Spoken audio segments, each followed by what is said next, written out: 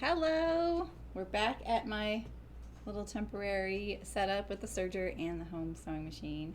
And we're making women's underwear today because I'm using these machines because I think they're definitely the better way to go if you're making something as stretchy as underwear. And if you don't have a serger, I think that's completely fine. I think that there's sufficient stitches on your home sewing machine to be able to create your underwear. It's just that they take a bit longer because they're usually like a stitch that goes forward and back and forward and back to create that stretch. So otherwise zigzag. Hey Malin. Malin, you are always like first lately. How's it going? So I made a sample the other day because I wanted to play with sewing this Pico elastic. Sewed each leg a little differently. I'm using a self-drafted underwear pattern, but on the cutting video I showed you 4 different patterns, 2 of which are free, and then I showed you how to copy your own, which I think is pretty easy to do, and it might be the way to go if you have a pair that you really like.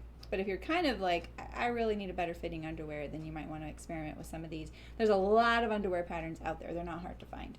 So, and then I've heard there's some free ones on free sewing as well, and it's including men's as well. So, all right. So one of the things I tried was using a fabric waistband, and you can see I didn't make this short enough, so it's kind of flopping over. It's fine when I wear it, but sitting here, it doesn't look fine, right?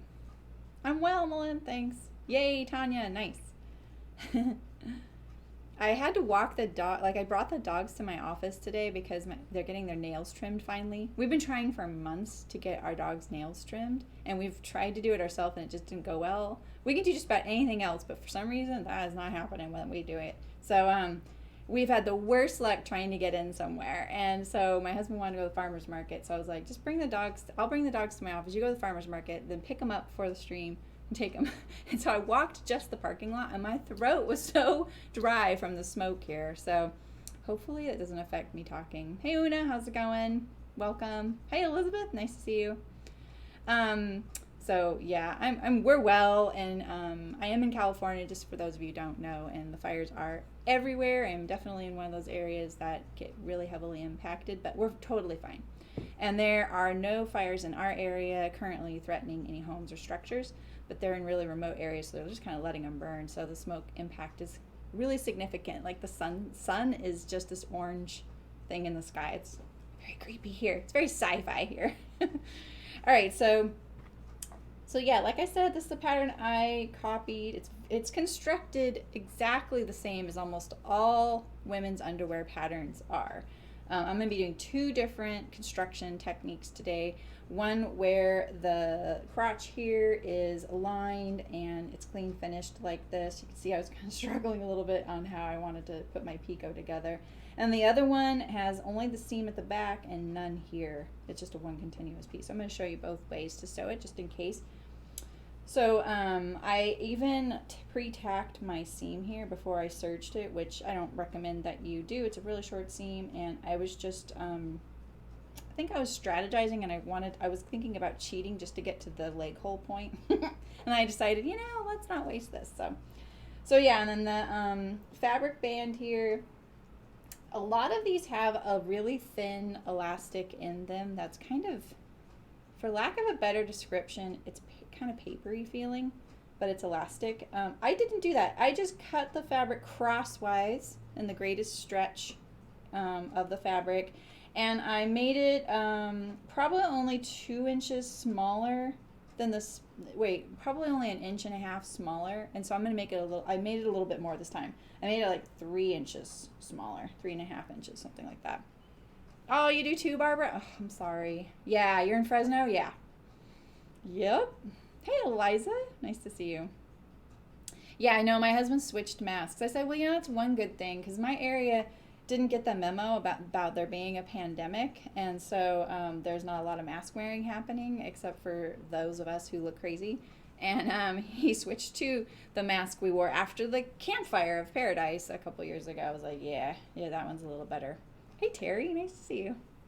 Okay, so My two experiments here, they probably look very similar to you. You can see, look at this first one, I had some tucks because I was still getting the hang of it. This one I did a lot better on. My leg holes are slightly different, so they're a little, one's tighter than the other one because I was trying. But I think this went really well, and I got this fabric from, pretty sure Bra Builder's Supply, and it's great. You know, I like this kind of fabric. It's not cotton, but I like this for wearing under things like dresses so that the dress glides over my underwear and doesn't get hung up like on cotton. But I really like cotton underwear a lot. So, all right, so let's get to it. So this isn't my usual setup. If you're new here, I usually sew in an industrial machine, and I have a really great overhead camera, and it's really easy to see, and I also have a better face cam. I'm using the webcam off my monitor today, so it's a little, I don't have as many adjustments there. You get to see my antique quilt backdrop, which is kind of cool.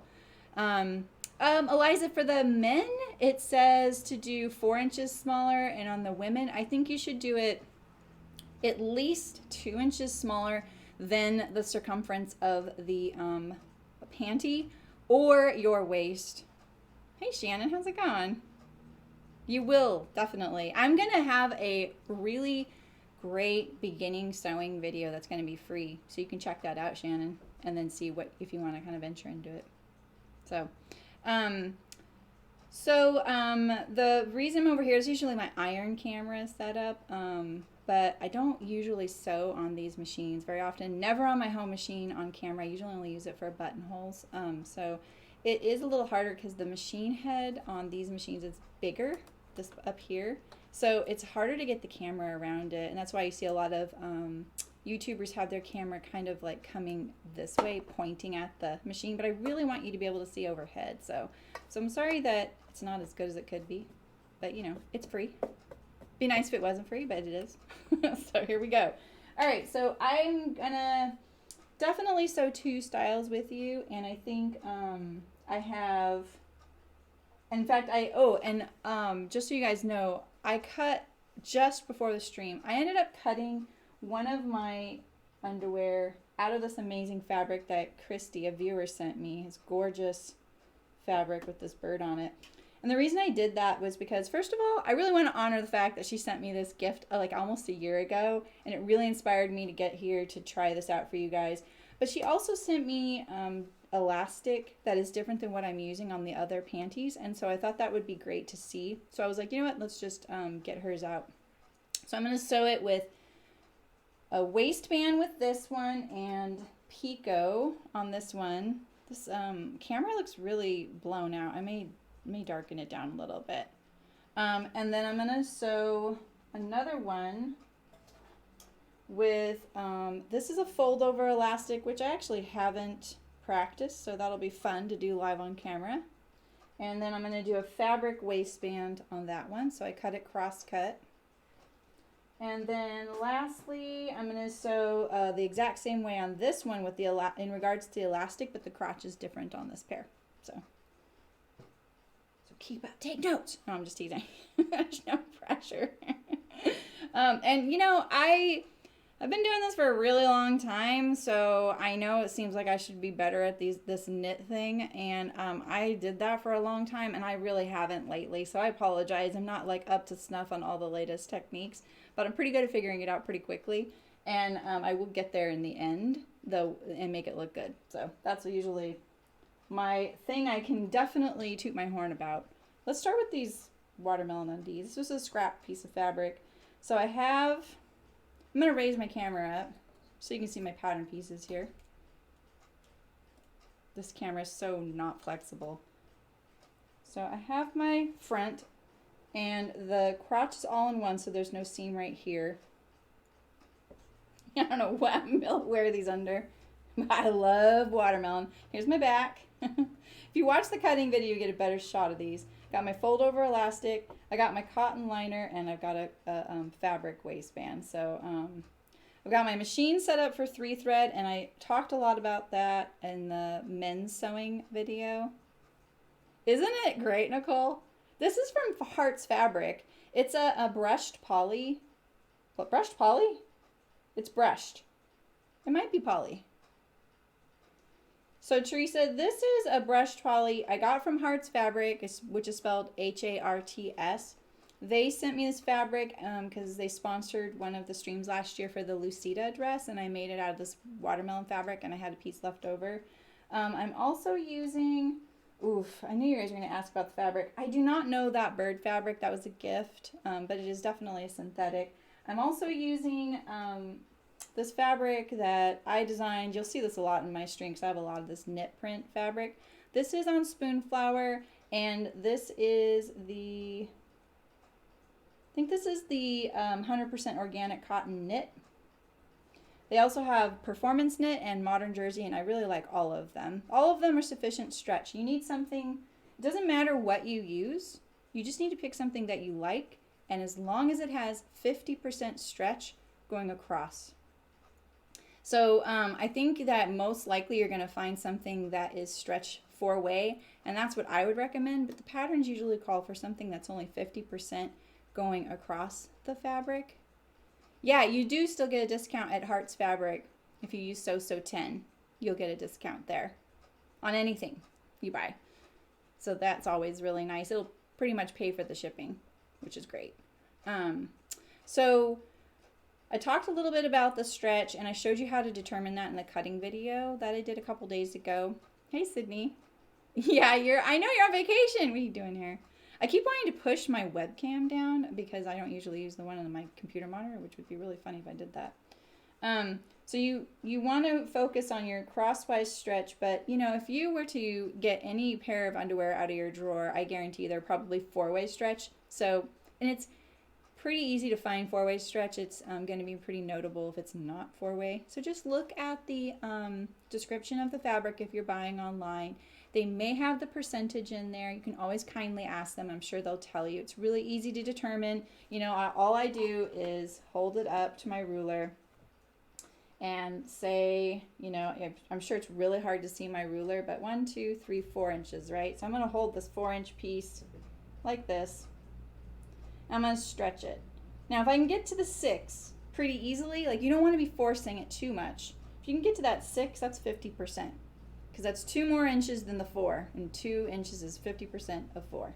Yes, as in Hard Santa Cruz, Shannon. They're really nice to me.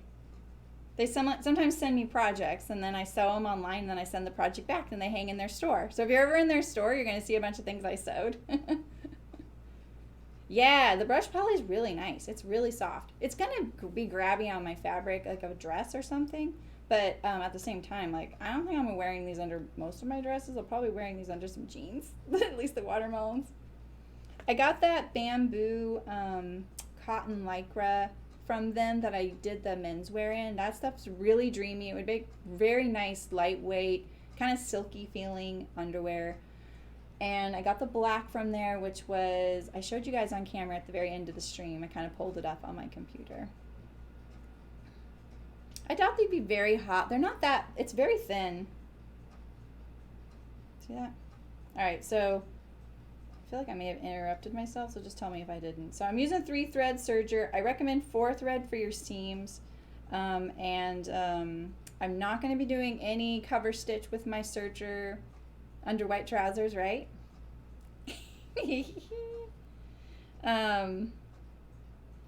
Especially in winter. So they are warmer. Oh, yeah, that is, I mean, they're very cozy feeling. This fabric's very cozy, but that Lucida dress turned out really cute, and I would totally wear that in the summer. In fact, I bought some fabric to make a Lucida dress out of from them. I just haven't made it yet. I'm kind of busy with you guys. All right, so I made all my seam allowances a 1/4 inch. All right, which petal is this? All right, here we go. I have 2 petals sitting down there. Let's move my camera back. So my camera's like right in front of me. Do you want me to make that a little less bright? Now you can totally see that I do. Embarrassingly, I use the mouse with my left hand. Okay, I'm just going to tone down the brightness a little bit since we're doing some light fabrics here. I know it can be really bright on your eyeballs. So everyone's liking their dark mode. All right, I'm going to sew my fabric band together first. This is going to be sewn to the waist seam. So I'm not too worried about this seam right here. I mean, look at that. That's pretty darn good. You know, that's not ideal seeing your stitches there, but honestly, I'm pulling pretty hard right there, and it's going to be turned and then turned like this, and then sewn to the waist.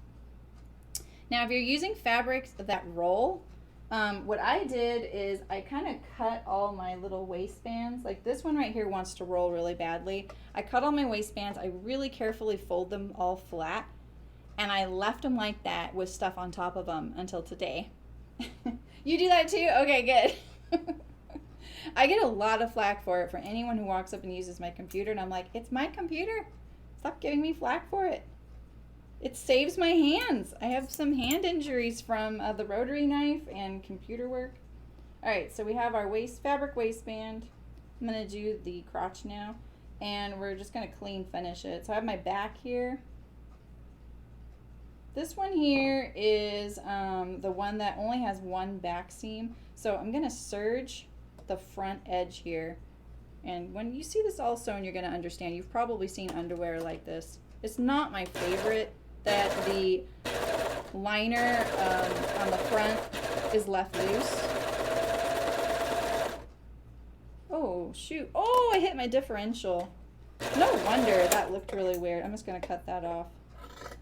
When I moved my machine up here, I turned on my differential, which means my gathering stitch. Hey, Louise, nice to see you. There we go. I was wondering why that side seam looked kind of funny. It felt really fast and jumpy. So I'm just serging this edge. Just getting a nice little finish on there. It's very bright, sorry about that. I'm a little out of sorts, sorry. Here we go, I'm gonna get my scissors. All right, so I got my nice little serged edge. See that? A little bright. And now we're going to sew that back seam. I have this washable marker, so don't worry. I'm also going to try and remember to sew all my elastic by leaving one side seam open so that I can sew the elastic on flat, because I think that's going to be a lot easier for a lot of folks.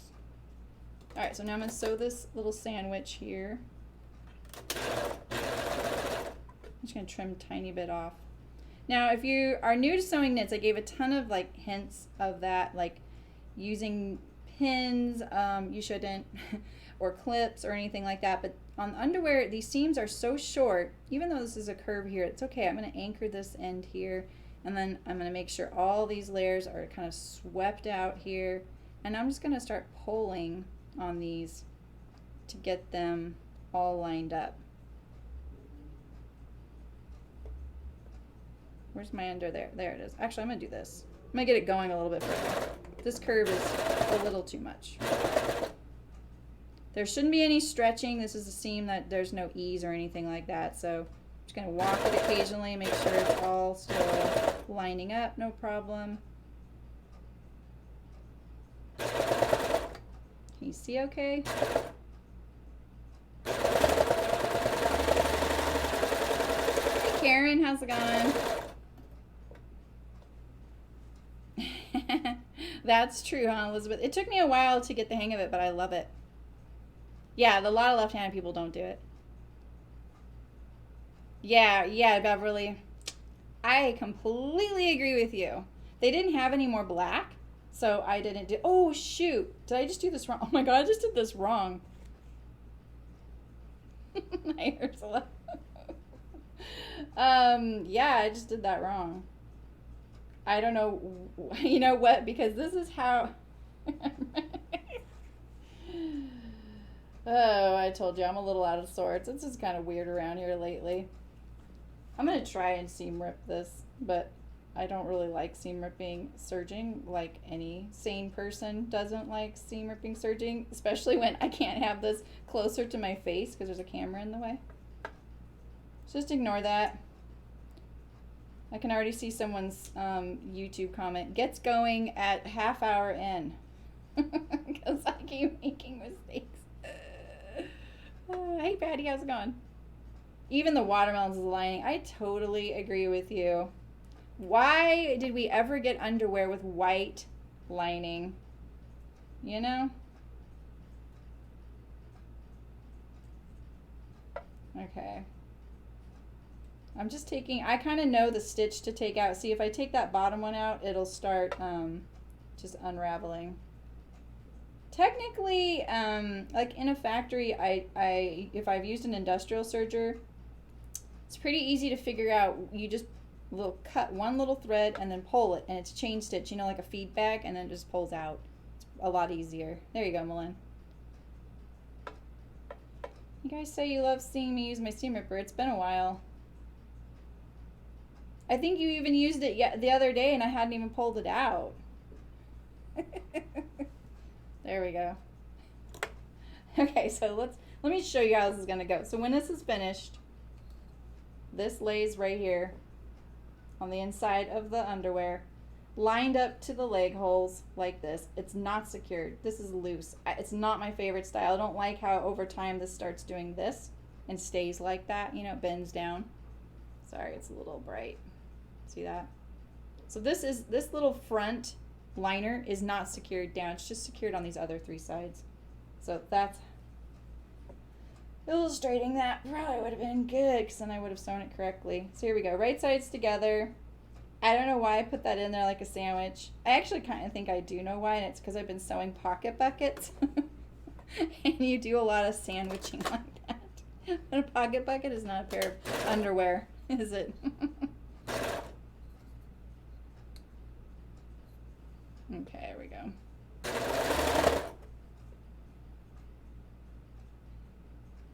Oh gosh, Louise. Oh, it's so nice when bad sewing days happen on muslins, right? This will be a lot easier to line up. That should have been the sewing fairy telling me. See, when I was trying to do that, hold this end and then this all go together, because this curve lines up, this is concave, and this is convex, right? So that should have been my first little clue. I was wondering why it wasn't just like kind of lining up when I pulled a little bit.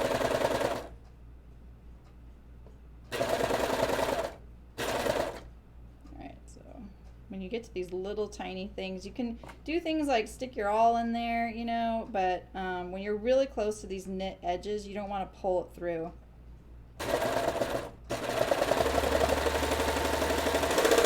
I may have fallen short a little bit on that one. Yeah, I could, Eliza, as long as I wanted to swap machines right now and do that. Hey, Joyce, welcome. Oh, message retracted. Didn't get to see it. Babage, that's a good name.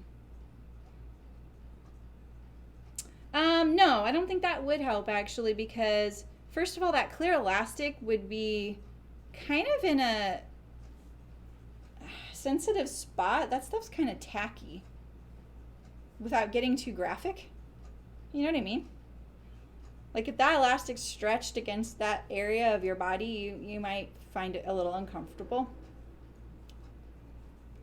I can't wink, so I mean I'm a terrible winker, otherwise I'd wink.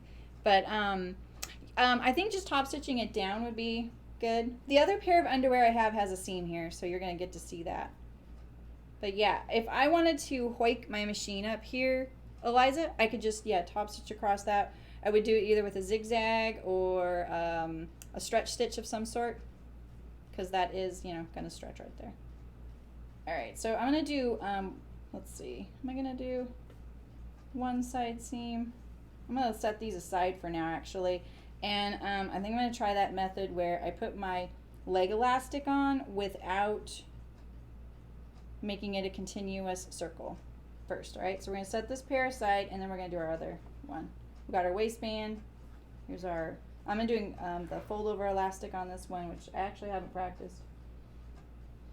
So now this one here has the seam. So this is the back, right here. On the underside, well, against the, oh, in between. Rubs raw. Yeah, I just think, I think that would be a lot of work for what you would get out of it, because I think it could still, I'm trying to think. I think it just isn't necessary. You know what I mean? I'm not. I just traced off my own undies, but I did go over a bunch of patterns on Wednesday. Oh, the bunsies. I've heard of those. That's awesome, Joyce. Yeah.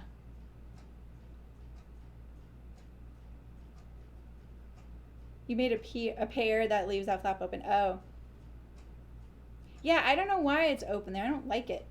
It reminds me of when I was a kid and we'd go to the beach all the time. And then when we went home, oh, this pair is the same way. So let me sew the other one next. Well, I'll just sew this one really quick 'cause it's only one seam, right? It reminds me of when I was a kid and we would go to the beach and I'd come home and that pocket would be filled with sand. It's the worst. I know that's a total Southern California, first world problem. Alright,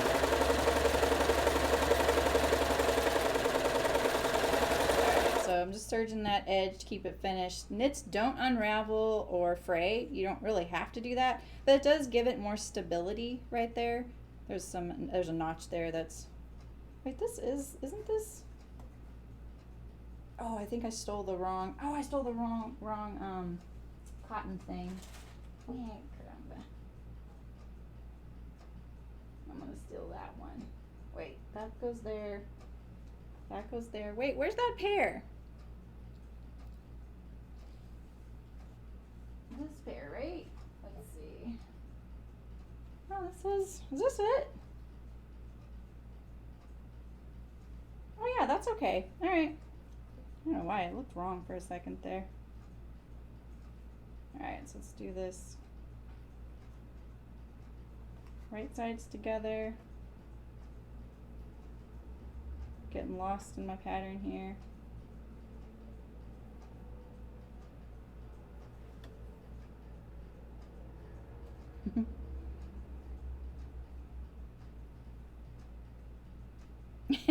Nicole.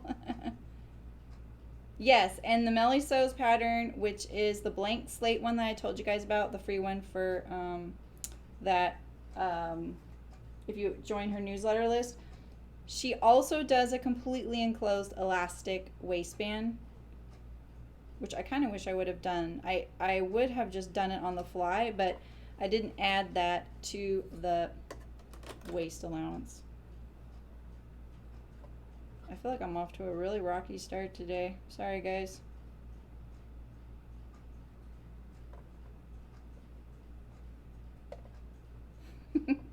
Yeah, exactly.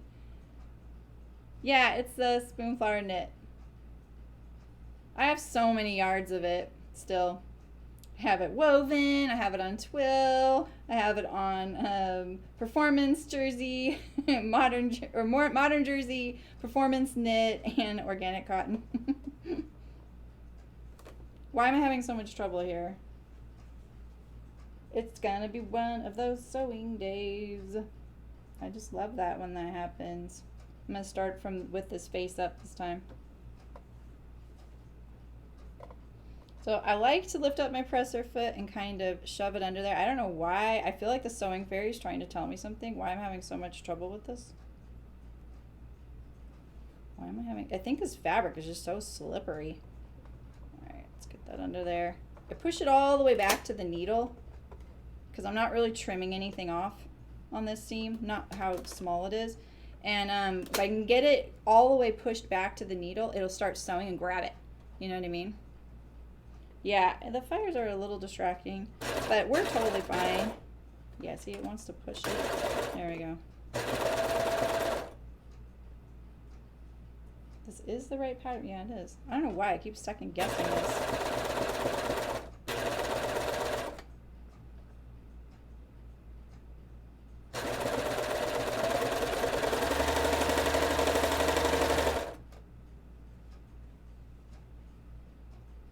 Yeah, the Megan Nielsen one is all enclosed, and I'll be making a pair like that today.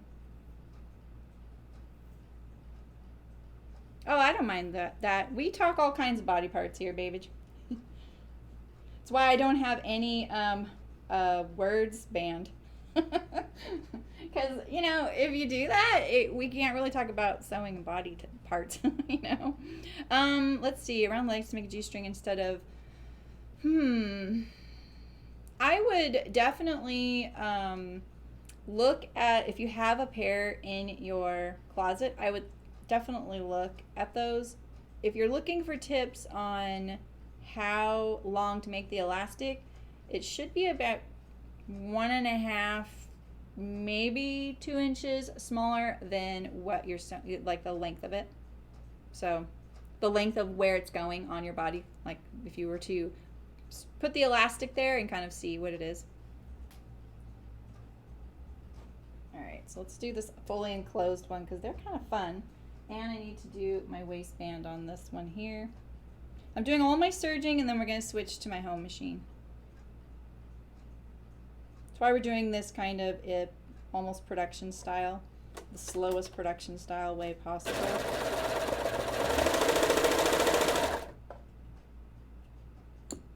I'm going to sneeze. Excuse me. All right, so let me show you this pair here.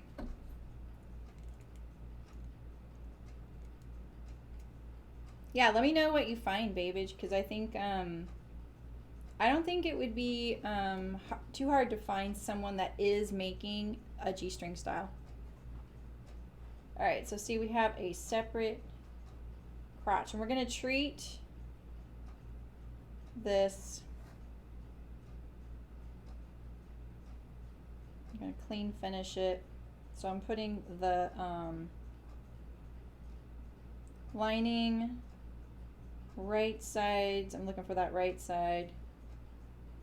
Right side to the wrong side of the back. I'll lay it out in just a second so it's a little clearer. You're going to put your crotch right sides together on the back. So you have these 3 layers here. Right, so let me lay it down here. So we have our back, right sides together like that. And we have our lining kind of in the exact same position as the crotch, but on the inside, so it's clean. It's gonna be right sides together. Lining is right to wrong side, crotch is right sides. You're gonna sew this seam.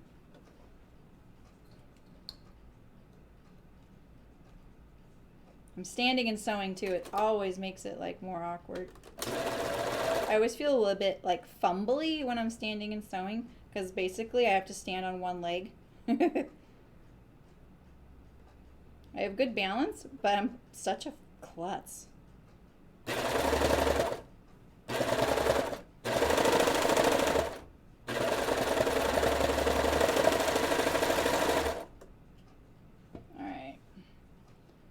Now you have this nice clean finished, right? So now you're going to do the same thing on the front, and it's going to be a little bit more awkward. So put your front right sides together, the crotch right sides together to the outer underwear.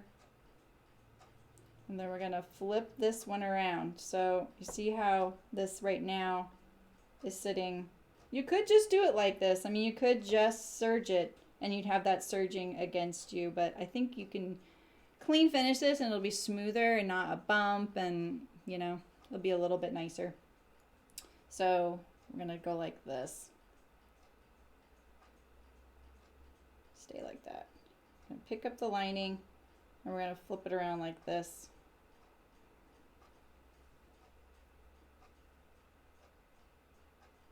So it's the same thing. Your lining is wrong sides together to the front. Crotch is right sides together to the front.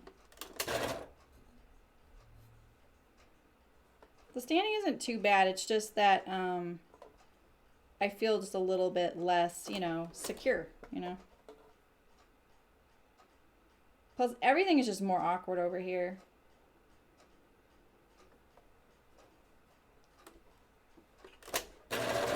Get that going, and then I'm going to start arranging it.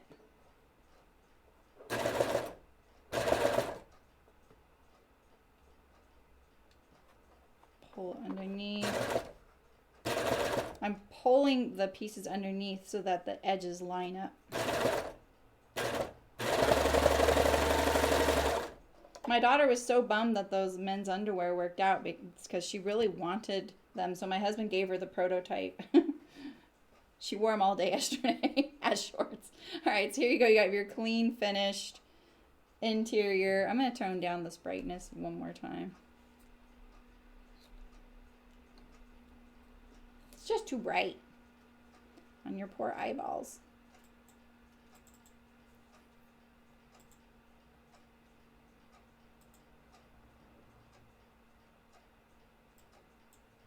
It's like just standing and doing this is harder. I don't know why. Standing and using the mouse. Brookie, hi, how's it going? Oh, another option. Green style creations a thong pattern that uses specific. Oh, perfect. That basically knits that don't roll. Yeah. Good idea. Hello, Lisa. Nice to see you.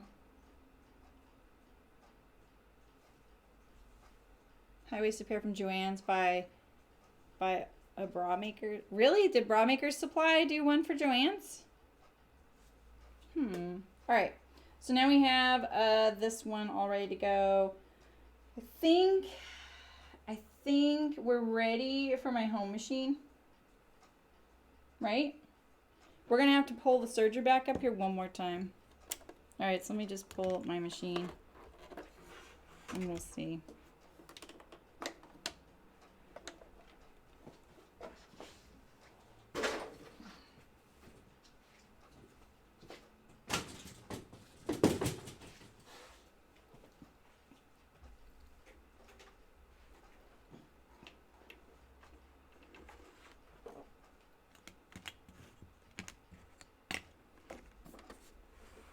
Now it's dark.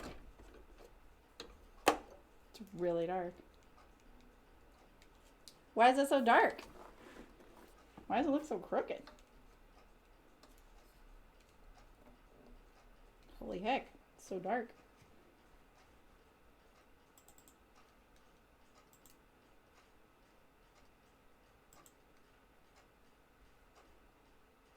Oh man, oh, there you go.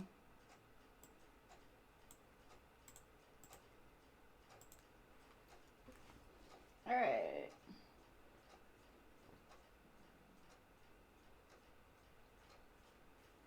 Yeah, so I'm going to have to do my leg elastics, and then I'm going to do my side seams on the serger, and then I'm going to, I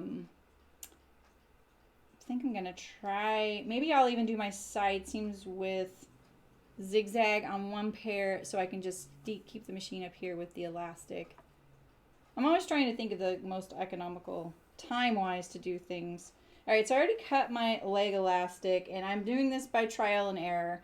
I find that some of the patterns have measurements and some don't, and I think you're just going to have to try and experiment. So you can see if I hold up my leg elastic to the leg hole,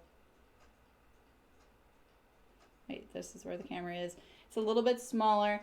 I did try making it on that one pair, and I tried them on, and I measured the leg elastic on all of my underwear and kind of compared the stretch of the elastic to that as well. All right, so yesterday, what did we do? No, that wasn't yesterday.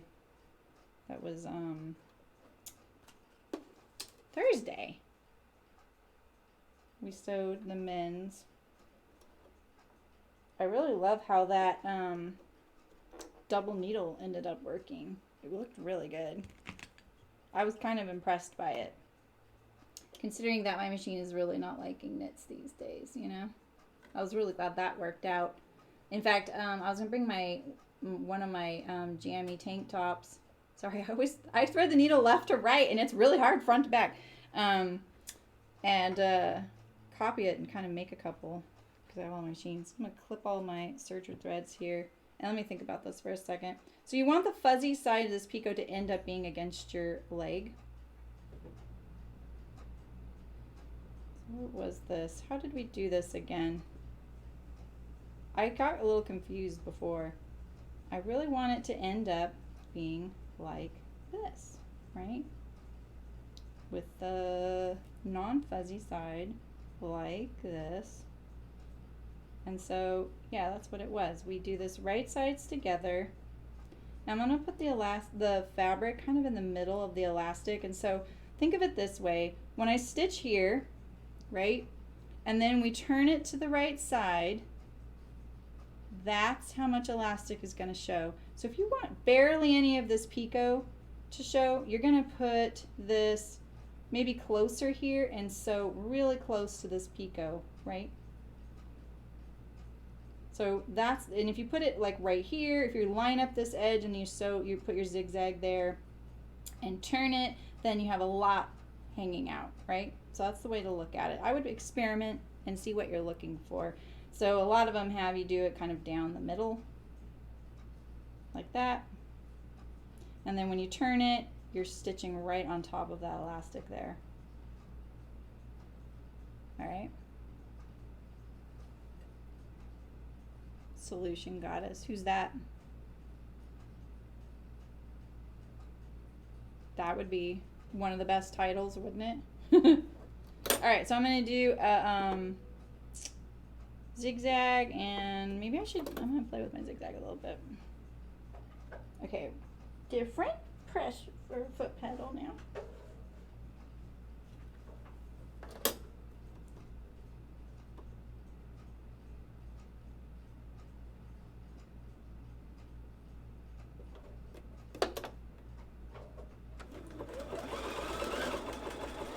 So I'm using a jersey needle.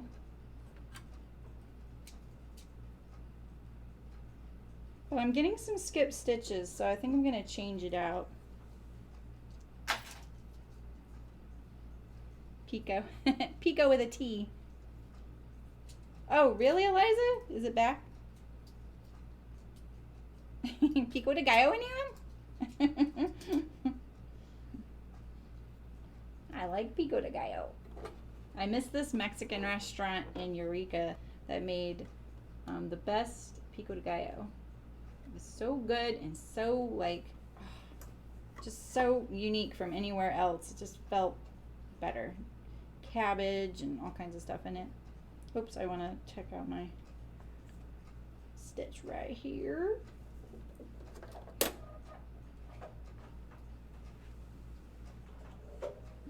I do not like how this machine hesitates. Do you guys have a machine like that hesitates when you do the press the foot pedal? This machine does that. It's really weird. When I turn it on too, it always hesitates. I'm having some cord issues here.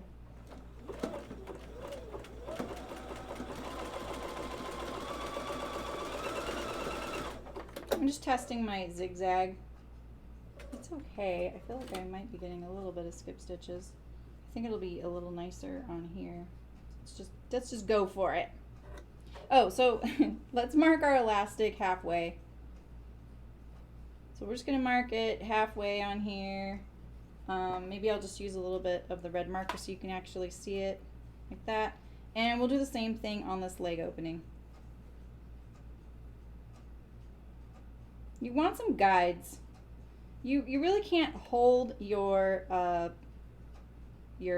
elastic for this long of a length without having some sort of a guide. So I'm just gonna mark one here. So I'm not stretching it, I'm just kind of lining up this cut edge right here. And we'll put it like right about there. That's good enough.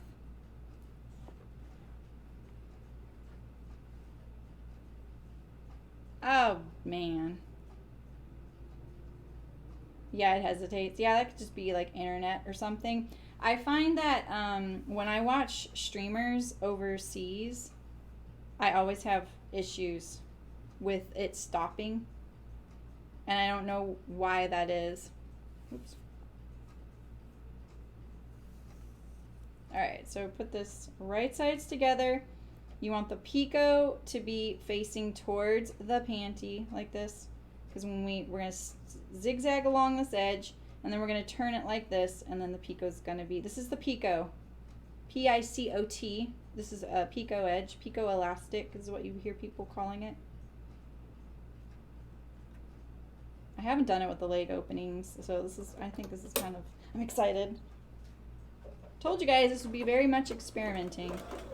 I'm going to get it going before I start stretching. So I'm going to hold it up, to my halfway point, which is way back here. Just gonna hold it up to that, just like that. I'm gonna stop with my needle down. I'm gonna pull a little bit, kind of get this all lined up, find a good spot to hold it, and then I'm gonna go for it.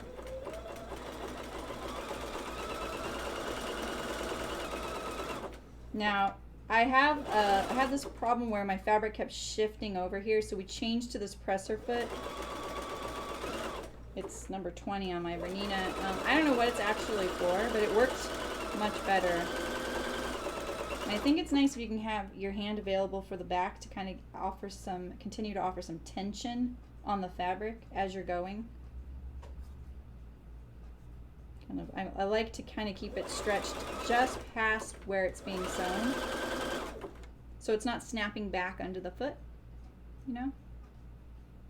Yeah, it's a washable Crayola marker. Nancy in the chat turned us on to them. I used to be a huge like Choco Liner fan. I really love them, but lately I don't see that the yellow chalk is disappearing, even in laundry. Make sure we have these edges lined up.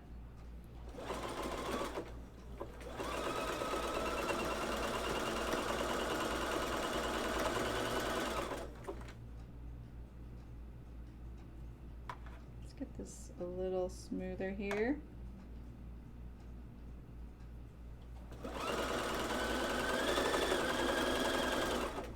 Alright, so now we're at our halfway point, same thing. Pull and stretch a little bit.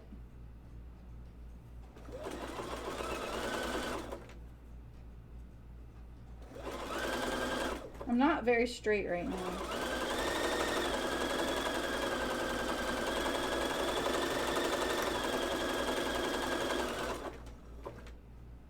My hand is still behind the machine. I can raise it up a little bit since you can see the sewing. See what I'm doing here. I'm holding it back here. I'm kind of offering a little bit of tension. My thumb is kind of pulling it, kind of keeping it lined up because there's a curve right here. This is the butt. So the curve of the fabric is wanting to kind of push over a little bit. So I'm just trying to keep it all lined up. It's doing a lot. We're doing a lot right now. So if you keep the tension, like I'm pulling back here, it wants to stay lined up a little better. It's a little easier to sew.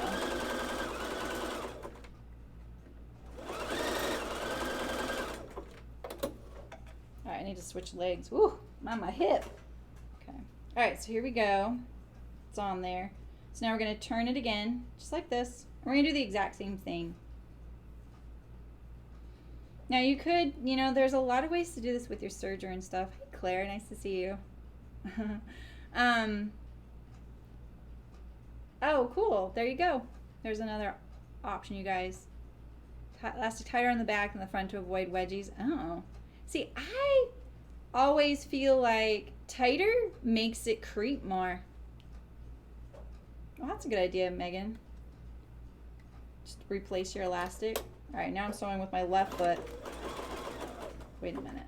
That's not, I don't really want to fall off the edge there. So you don't really have to stretch now, but you do need to keep this nice and smooth. I wonder if my zigzag could be a little smaller right now.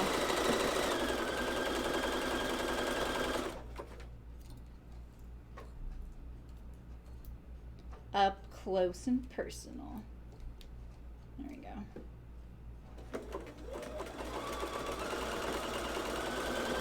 I really can't take my eyes off to see if it looks okay on the camera. Why is it? It's just really hard to get over the head of the machine. This is definitely not my best camera. This is why I put it on the iron. Hi, Ray. I was just thinking about you, Ray. Yeah. Oh, okay. And stretch it a little bit more. Maybe I'll try that on the other leg, and I can report back. Alright, so when you get to this thickness, you may have a little bit of resistance, so just kind of get over it a little bit, you know, gentler, walk it over.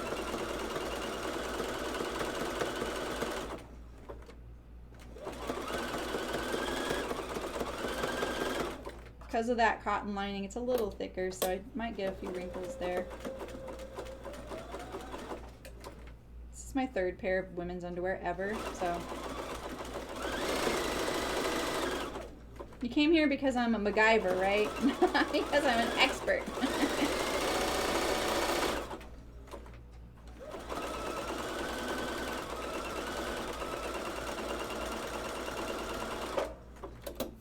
Alright, let's see how it did. Oh. Yeah, it could be a little closer, eh?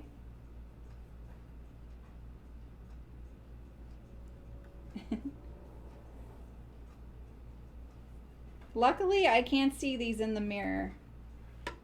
You know? I can get a lot closer, though. It felt like I was much closer than that, so that's good to know.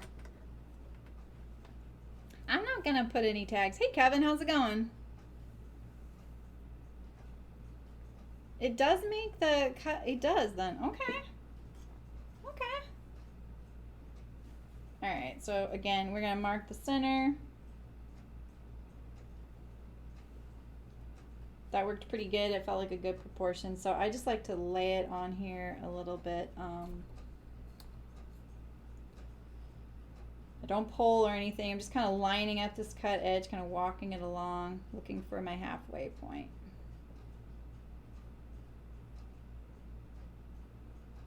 Like that. I wouldn't notch it necessarily because like with the scissors. Just because when you're starting to pull and stretch things, that gets a little dicey, you know? It's a bit easier on sewing on the elastic side. I'll try that. Okay, babies.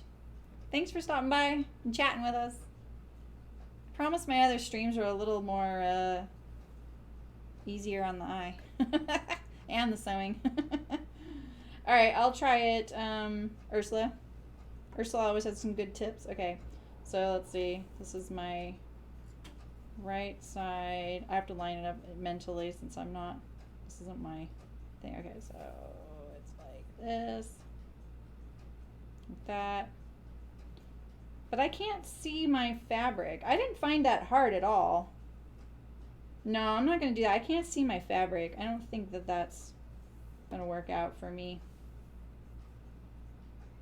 This is what I want right here. Okay. Right sides together, the fabric kind of halfway in there. If that works easier for you guys, go for it.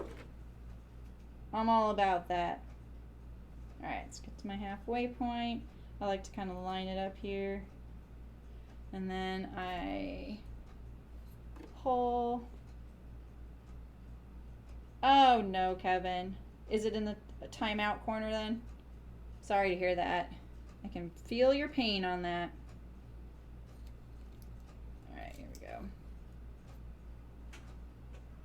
I was watching a sewing video the other day that was like by a really big company, like Good Housekeeping. And the camera kept like changing angles and zooming in, and man, to have a camera person while you're making a simple sewing video definitely gave me some envy. I feel like I'm gonna make my zigzag a little narrower.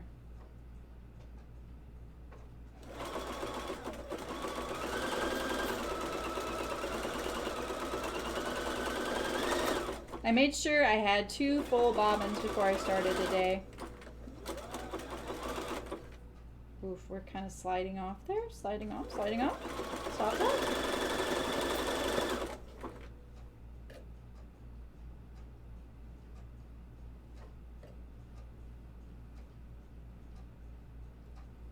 I was like, why did Ray put a question mark with the enjoy? Now I see why, because she was sewing masks. Exactly. We're all going to be in recovery groups from sewing masks.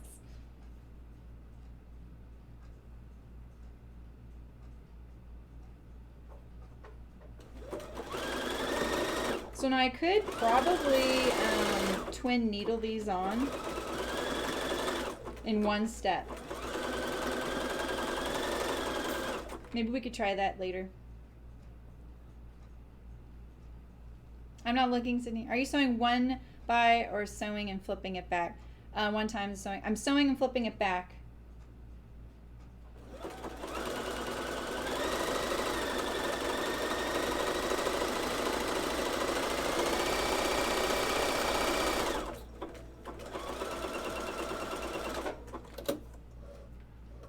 And for wearing them too, right? I know. I feel like I find a comfy one and it stops being comfy.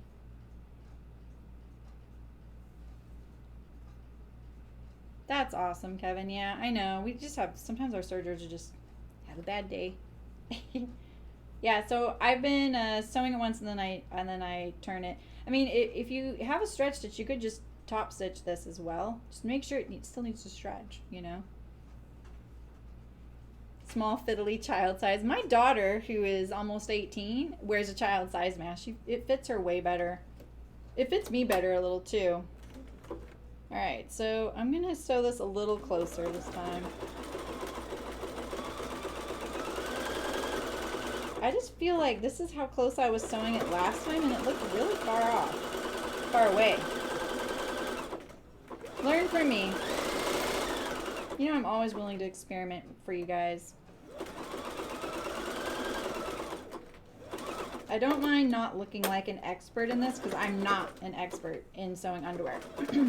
And you guys know how I feel about sewing underwear. I feel like just buying them is the way to go unless you have some fit issues. Oh, it looks like my fabric right here pulled out a little bit. So let's try and catch that in there as we go. This is my trial, right? See if I can keep that in there. You know it's serious when I get the awl out.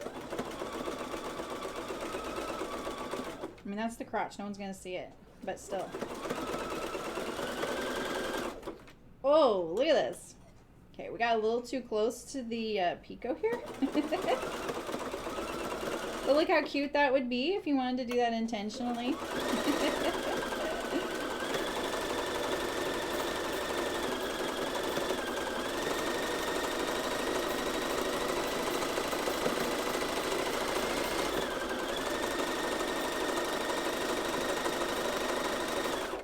So nice having that fabric tail to hold on to at the end there. Okay, my needle, I'm not kidding you guys, looks like it was falling off the edge here. And look at that, I'm still pretty far away. I think that this is a little too dense for a zigzag. It's fine. It looks fine, it works fine. But I think I would like it better if maybe, maybe if it were a tad wider and a little farther apart, you know? Really, Louise? That's really funny.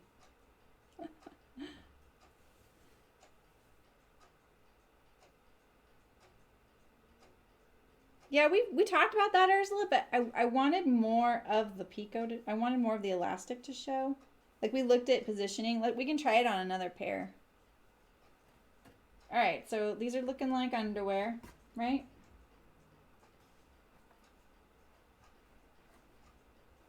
My knit print is kind of cracking me up. All right, so there's that. Let's see. We have this one here. Has here. I'm gonna tack this down right here so that we don't have to worry about it. This is the one with the free floating front crotch liner, see? So it's not attached.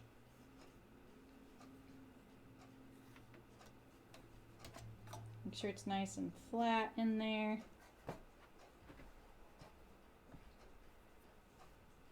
All right, I'm gonna check that out, Ursula. Oh, it's that. I'm like, what the heck is that? Okay. It's not very nice, is it? Okay, wait, I'm gonna take this out.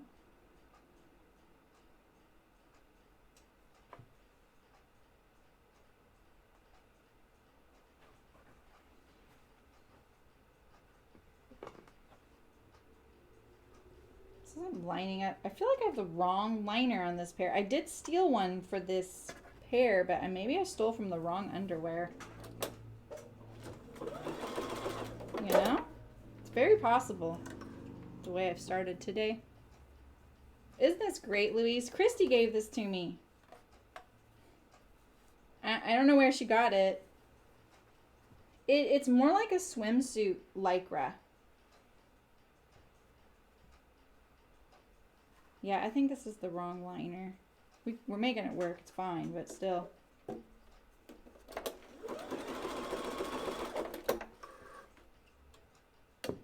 I knew it looked different.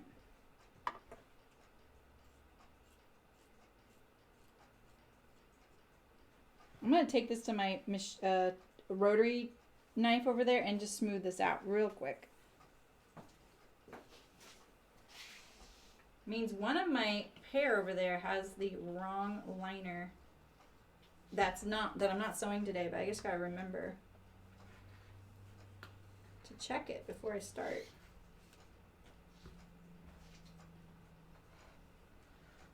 This will be a lot easier if I smooth this out here.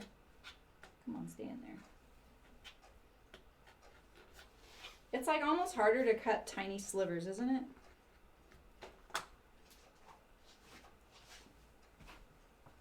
Okay, so this one's free floating up here.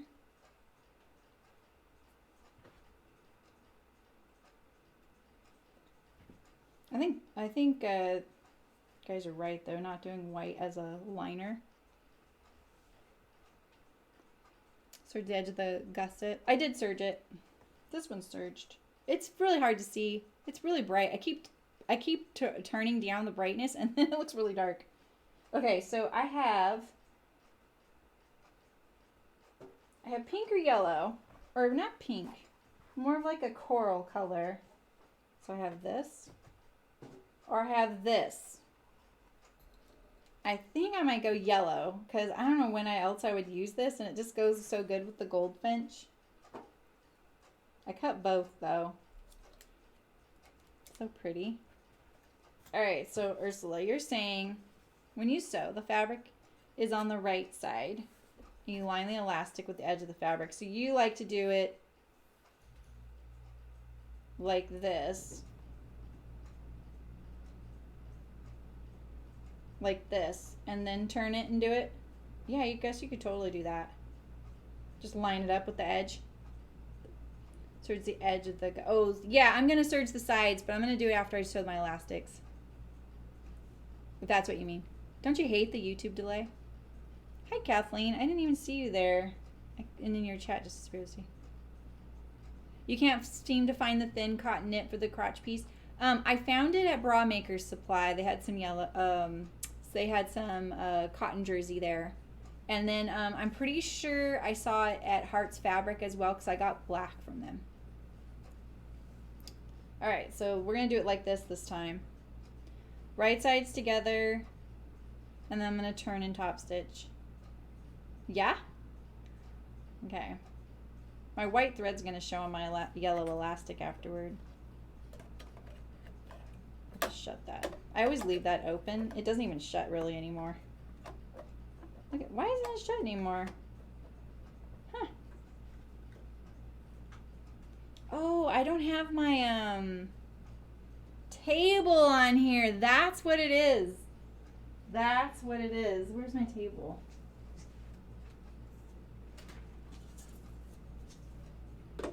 This makes it so much easier for me.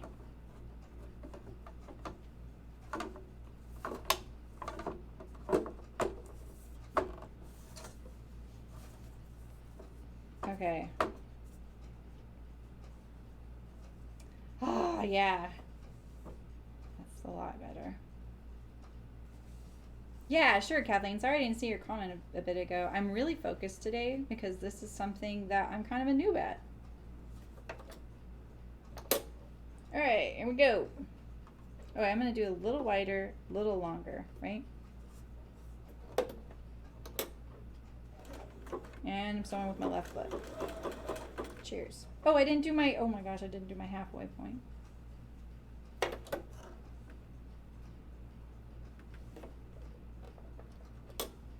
Didn't do my halfway point. We really need that.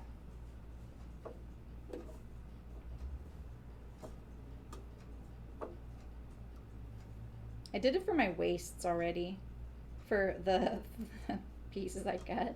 I didn't do it for the legs because when I did the first time I sewed this with the legs, I did it in the round, serging the gusset along the sides together with the pants. Oh, you just mean along the leg hole? I just didn't want to pre-serge it. I did do that on that other pair, and that's why exactly. Plus, I don't want, what I'm worried about with that is, let's see if I can, I'm pretty sure I did that here. Wait, did I serge? So one of these, yeah, so this one here, you can see, I pre-serged the edge of the fabric before I did this. And my worry is this serging can creep out under here. See right there? See here, there's the serging right there. It's creeping out. It's making its own little picot edge. That's why I didn't do that, because I have such narrow, like a narrow mount there that it made me a little nervous. I didn't want to have to focus on one more thing, you know? I'm just marking my elastic. Yeah, and these are the washable markers we're using. All right, let me get back to it here.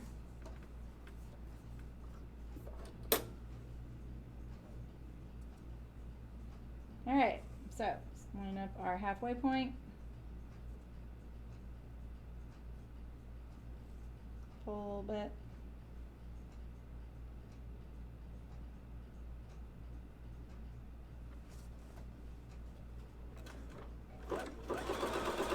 So with my left foot,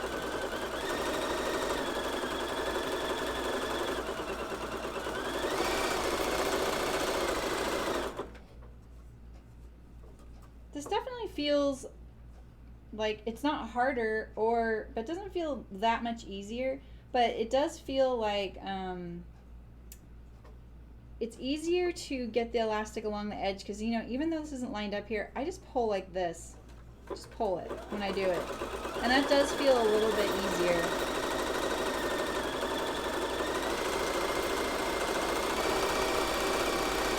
So I think it's really positive, like you can see what you're doing and where you're at. Yeah, if you're closer to the edge, it won't show, but I was finding that I wasn't being always as close as I could be. You know? Oh, I'm stretching the elastic as I go for sure. I have to.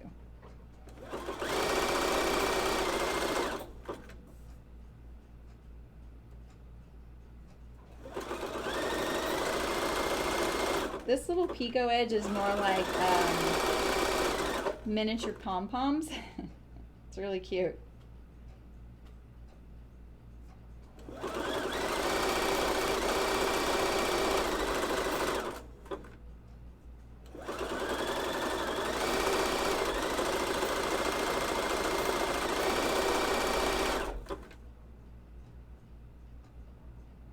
Oh, I know. Isn't that great, Louise? They're so awesome. I know. I didn't know why they were doing that, but that was so nice of them. They're so nice to me. I love it. I know. Isn't this amazing, Kathleen? There we go. All right. So now, hey, Michelle, how's it going? Michelle, I sent you your prize yesterday. All right, so here we go. Now we're going to do the next one. Ooh, it really makes the birds pop in the yellow. I wish I wouldn't have trimmed that. Or did I have an edge there? Oh, well.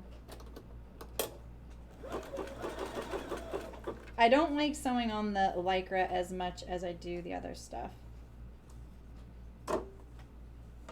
Lycra feels almost like, it reminds me of sewing silk.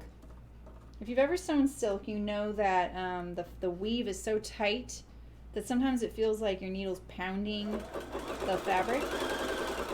And you have to use a smaller needle and smaller thread to sew silk. The silk is so strong, breaks your needle really easily. This came, she sent me everything, Eliza. She sent me the fabric and the picot. But I found mine at Bra Maker's Supply. Like all the other, like this one right here, I got from Bra Makers. And then this fold over, Hearts Fabric is trying to close out all of their stuff. So they sent me a little bit. I don't know if this is on their website, but you could always email and ask. So, hey Cecile, how's it going? Oh, is that why they did it? I saw the guest editor. I thought that was cute.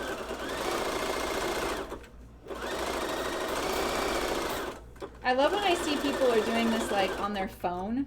I'm like, how are they filming videos on their phone? I haven't checked out her channel or anything. I should need to pay attention here.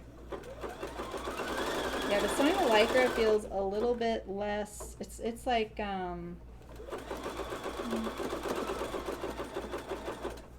it feels stronger and tighter.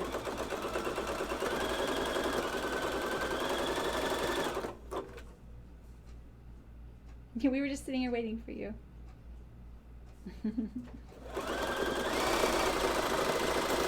So on the elastic, it's easier? Oh, on the elastic side? I want to make sure I'm pulling this away.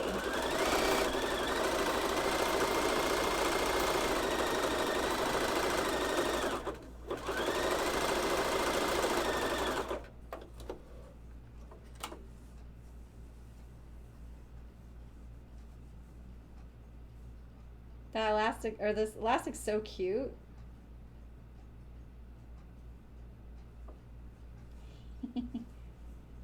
I'm excited. We could ask Christy where she got it. This has a very slight fuzzy side. It's kind of hard to tell. Alright, so make sure my edge is smooth, and we're going to mark our halfway point.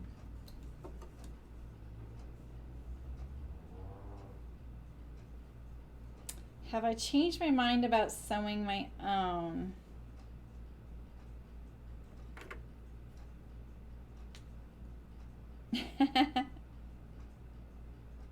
I saw that, Cecile. I am the person always in chat that like has random capitalized letters and missing letters. I don't know what it is about my keyboards. They're terrible. You actually sometimes see it when I say hi, like bye at the end of a stream. Both of my keyboards, they're awful, and they're since the day they were brand new. I don't know what it is about them. I've always meant to get new ones, but I thought that was funny. Yeah, your first one wasn't. I'm using so many different kinds of materials right now. It's kind of hard to adjust between them, but we're making it work. Have I decided? Okay, I feel like if I just want an underwear, I would just go buy them, because I do feel like I have a few brands and sizes that work for me. But right now I do have a lot of material, so I'll probably sew through all that before I do buy more. And I need some right now. Like I was looking at a pair that I was thinking about throwing away the other day. And when I realized how long ago I had bought them, that helped me go, yeah, it's time to say goodbye. Machine takes the fabric better. When I sew on the other side, okay. Okay, so right sides together, right? This is how I did it. This is only my first time ever sewing it with the leg holes open. Oh, and you said to do it on the fabric side, huh? Well, I'm not doing the second step. All right, where's my middle? Here's my middle point. My middle point. Stop needle down, pull. All right, here we go.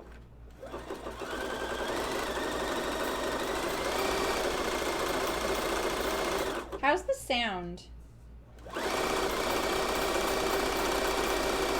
Is this machine really annoying? I would like to know that.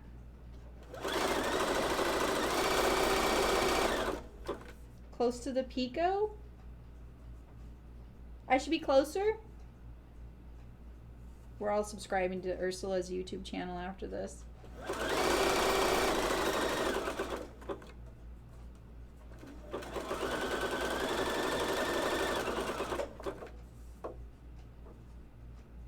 right, close look. Okay, let's see. Do I have any more with Pico? Oh, I don't. I was gonna say I'll do it on this pair, but I was like, oh, I kind of want this pair to turn out symmetrical.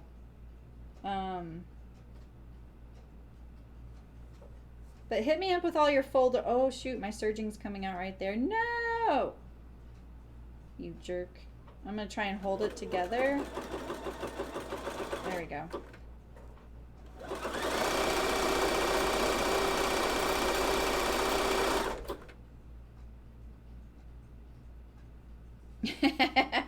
Nicole.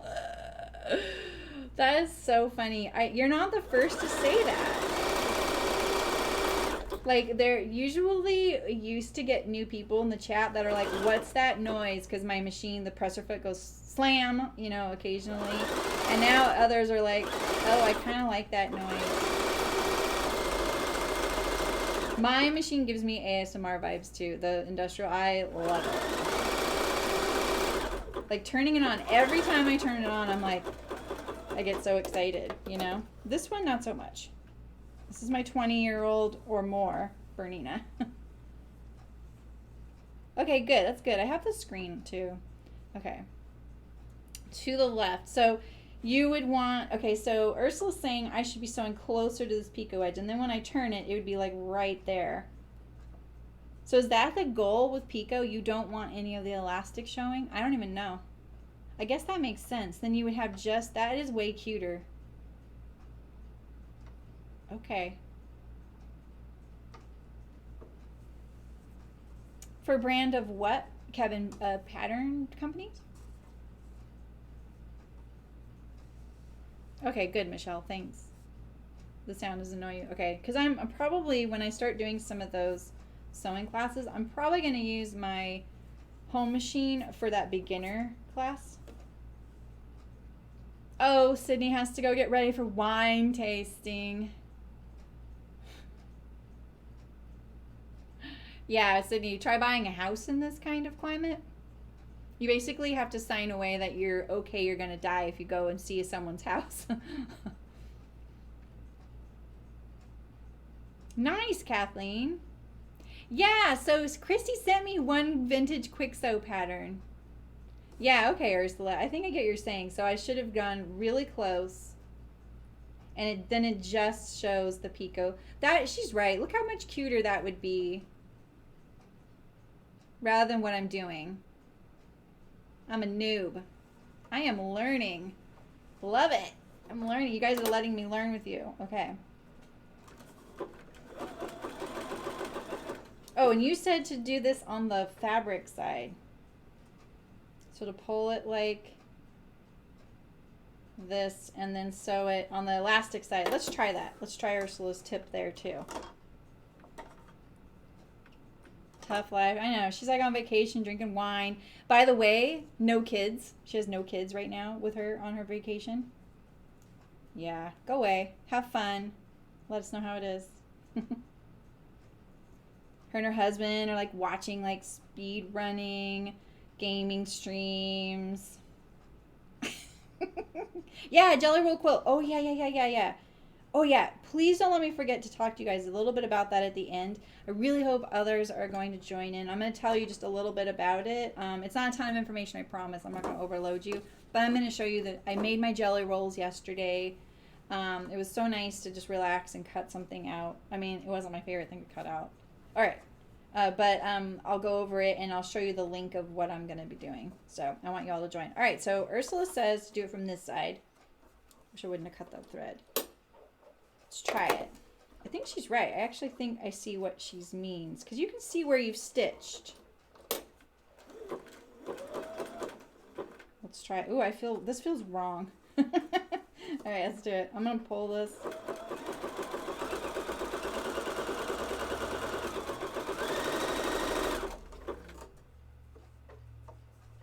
This feels a little harder, but I do like that I can see where I'm sewing. Elastic, okay, yeah, I'm trying, Ursula. Okay. And just so you guys know, I am still stretching a little bit.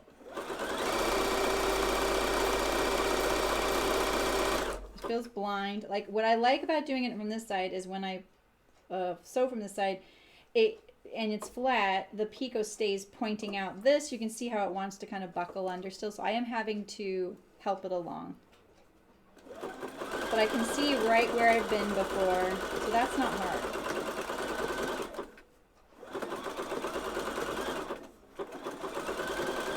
So with my left foot, it's really weird.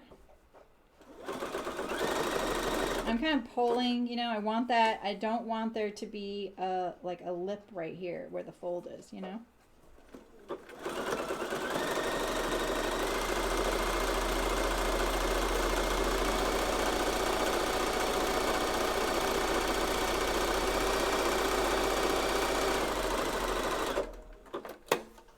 I did pull a little bit. It probably doesn't look like it, but I was pulling like this. All right. Okay, I actually kind of agree with Ursula on this one. It does look like I was more consistent away from the edge. So you can see I was pulling maybe a little too much there. Ooh, look how cute these are. So I didn't nail the like getting the picot right up against because I didn't know that's the goal. So now I know. These are so cute. All right, so I think I'm going to cheat and zigzag my side seams on this pair so that we can do the waist elastic right now. Because the waist elastic I have for this one is this. It's not the cloth waistband, you know. So let's sew this in a circle. This is the only one I have to sew in a circle, right? Yeah.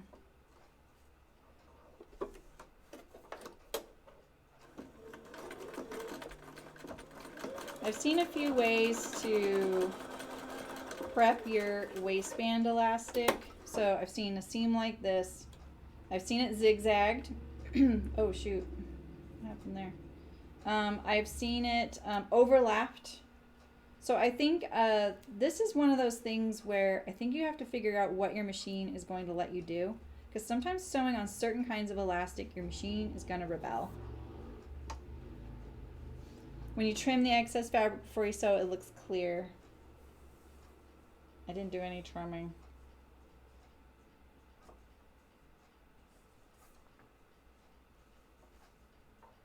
So I'm going to now, I'm going to zigzag this. This elastic actually does fray a little bit. Some elastics do. Knits don't, but elastics can. You just sew one side and do the elastic. Oh, I see, and then not do the top stitch. Yeah, I see what you're saying. And I think like also I could do this twin needle in one step. You know, if I wanted to. Could I? Could I? I'm not sure. I think that might be a little too much to ask. I think I'd still need to sew it on first and then do that, you know? I think that's kind of a waste of thread. You don't really have to, that's a little bit extra, you know? All right, I'm gonna zigzag this. I'm gonna go straight down the middle. Not something I usually do. And that's because when we did this on the men's, I found that while I usually like doing a seam right here, and then opening it up and top stitching it on the sides, I could still see light coming through that seam. I just want it to be stretchy. Oh, that's nice, Kathleen. I've seen that too. That is really nice. All right, so I'm gonna sew my side seams together on my machine here. So if you don't have a serger, this is what you would be doing. I'm gonna zigzag it. It's okay to do this. You don't have to have a serger. And it's actually a little bit softer of a seam.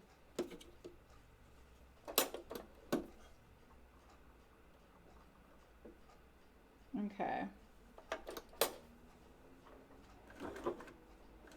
I was looking for my back stitch. See, it's like a miracle I can sew like this, you guys. I usually have a heel lift, lifting my presser foot. And if I'm sitting down, I have a knee lift with this machine. I don't have either of those. I have to do it with my fingers. I have to like, wow. No, I'm just teasing, but it's true. And I usually have auto thread cut. My needle always stops down. You guys, I feel like I'm using someone else's machine. So now, hopefully my seams are gonna line up, but really I'm gonna go for the picot bottom to line up. Oh, you're beating, it's pushing. It's pushing, stop doing that. There we go.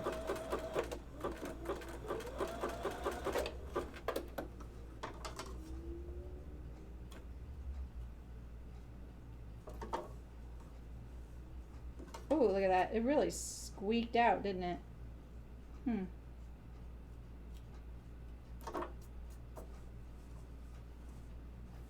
Struggle bus.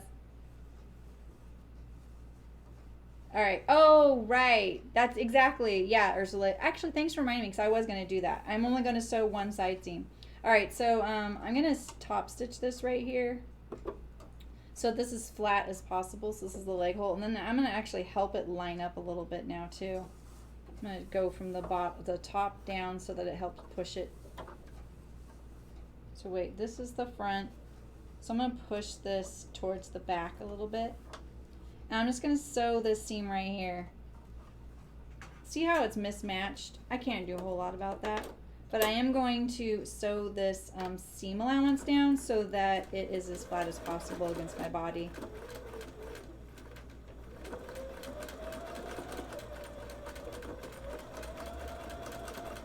Usually you see this, it's a little zigzag on your underwear. How many of you have been, when you go to the bathroom, have been inspecting the sewing on your underwear lately? So I like to just try and mimic that a little bit. It could look a little nicer, yeah. Okay. Just make it nice and flat. It's kind of a sensitive spot on me right there, on my hips. I do probably, no, I don't. This is a machine geared for quilting. So it doesn't, I have a few knit stitches. I have a honeycomb, which takes forever. And then I have a, I think it's this number 3. It's like a fake cover stitch. It's just not that great for knits. So yeah, so I sewed this. Okay, so I'm just gonna, yeah, Ursula's keeping me on task here. I'm just gonna cut this off. We're gonna do this in and then do the side seam. She's right. It's easier. It'll be easier for you. All right, so let's let Ursula get all of her tips out at once right now before I start this. So this is what I was gonna do. I was going to, let's see, do the exact same thing I've been doing, like that. Just kind of sew it like that. But actually, no, I'm gonna do it from the inside. Right? Let's see. Yeah, so I'm gonna do it like this, and then like that. Yeah, okay, so that's what I'm gonna do. Which is the fuzzy side? I think it's that side. Okay. I think it's that side. Maybe it's not. So I'm going to sew this right sides together, and I'm going to try and encase that. No. I'm going to do it like this. I'm going to do it for 2, so that the elastic's on the outside. That's what I'm going to do. So then the elastic's not against my skin. Where do I want that to sit? Do I want that right there? I think I want it right here. And then when I sew it, I can do like that. Really close to the picot. This doesn't have, this is just decorative though. This is the waist. Yeah, the plush is really hard to feel, but I'm pretty sure it's this side. It's really obvious on the others. So this is my plan. This is the right side, right side.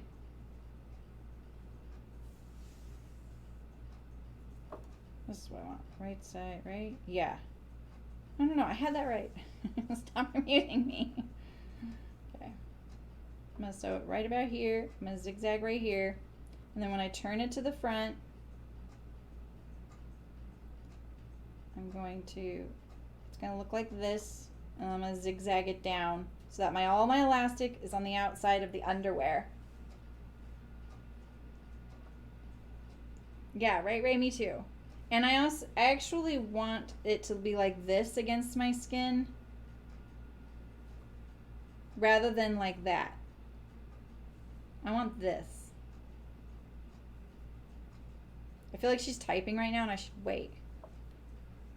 Yeah, I want to have it on top, exactly. Like I did it on the men's. It made it softer on the inside, especially that elastic was not very soft. All right, here we go.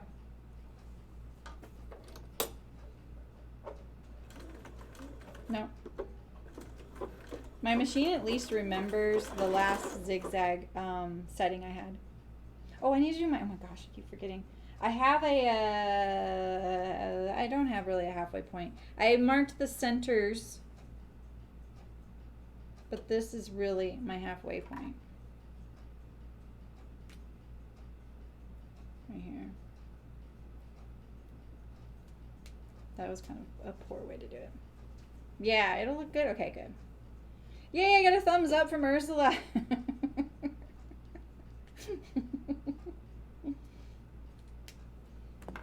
All right. That's it right there. Okay. Stop needle down, pull, and arrange. Actually, on this one, I'm gonna pin at my center, so it's easy for me to find it. This is pretty wide. Pull. I made the elastic. This elastic's very stout. I made it about 2.5 inches smaller, or 2 inches smaller. You're not cheating on me. If you start telling everybody where to go, then maybe. So you see how sometimes, like, if you just have it stretched just so that this is flush, sometimes you'll start letting go of your stretch, but you want to try and keep your stretch static as you're going. I talked a lot about this in the menswear, so I kind of decreased all my tips today, and I'm sorry about that. But you don't want to be pulling your material after you start sewing. You want, if you have to stretch something, you want to pull it, start sewing, and hold it while it's pulled, because the thing is, you don't want to be pulling against your needle. You want it to just keep it static. You just want to keep it like it's going to be. So if you pull a little past the actual length of this, it'll pull the fabric as well, which keeps it kind of taut and in place. Makes it a little easier to manage.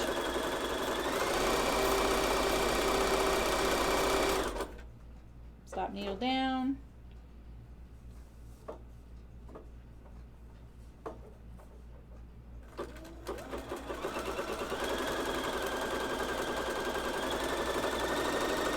And I'm going to try and remember to show you what foot that I've been using that works better than my regular foot. The buttonhole foot was a disaster.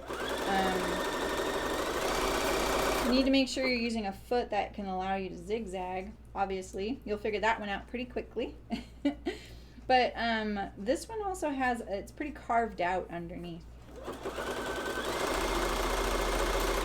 Take out my pin.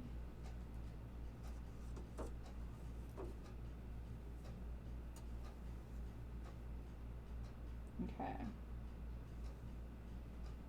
Needle down. I can press on my presser foot for that, which is nice. I mean, my foot pedal. God, 30, how many years I've been sewing, and I still say presser foot for foot pedal.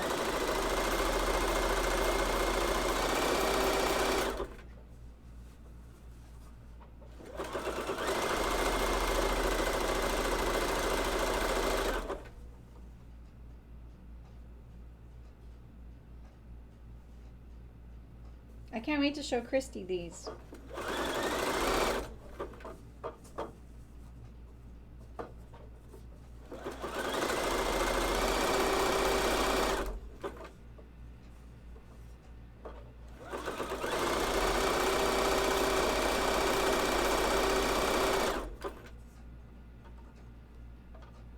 It's almost worth like attaching a little tail to these so you have something to hold on to, you know?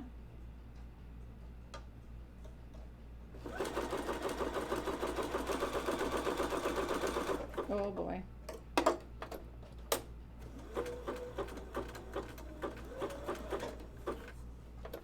right, let's see how I did.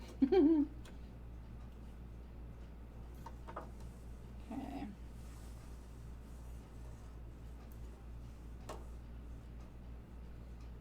This, and then I'm gonna pull it down. Wait, is that what I wanted? That is what I wanted, yeah. I forget that the stitches are gonna show. I should have probably changed to yellow thread, you know?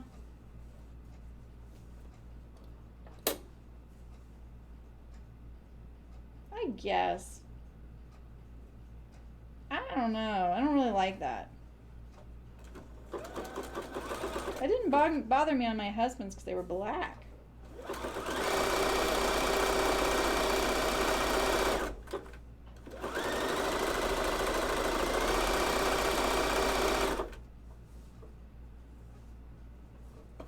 Oh boy.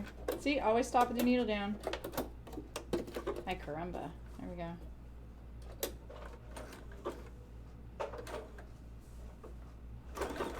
Oh, okay, yeah. This elastic is smoother, so it wants to slide under my presser foot a little bit. I need to hold it behind and in front.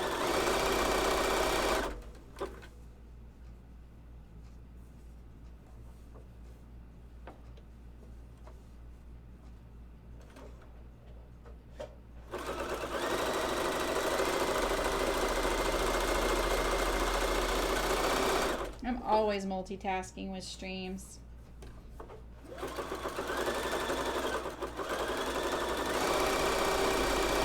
Okay, this is like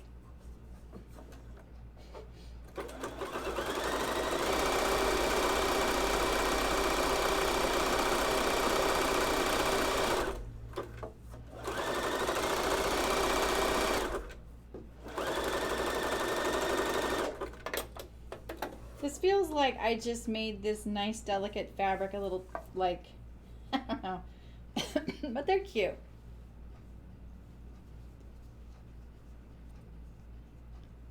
I'm sorry, I can't change that camera very much. There's not a button on my machine to set the needle down. Isn't that crazy? Daphne!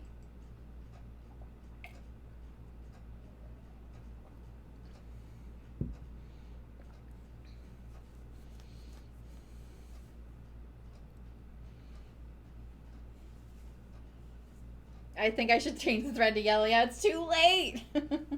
I didn't want yellow to show on the inside. I'm going to turn down the brightness again.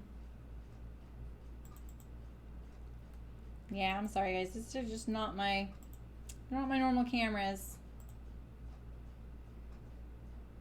If I do that and do this,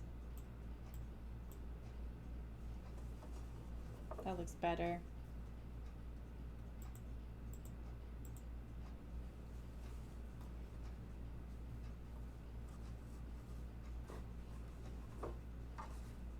Looking cute. I think I should have changed that to yellow though. And that's where my machine slipped. Boy, these look like a beginner sewed them. And that's what I am. I'm a beginner. I just wasn't going to cut this fabric out and use it because I wanted to save it and make sure I was better. You know, I did that classic thing where you're just like, but I really want that fabric. Yeah, I know. I know, right, Eliza? I know. There's no needle down though. I've looked for it because other people have it. I can with my foot pedal though. So if I press on the front of my foot pedal closest to me, if I tap it really hard, it does sink the needle down. So, you know.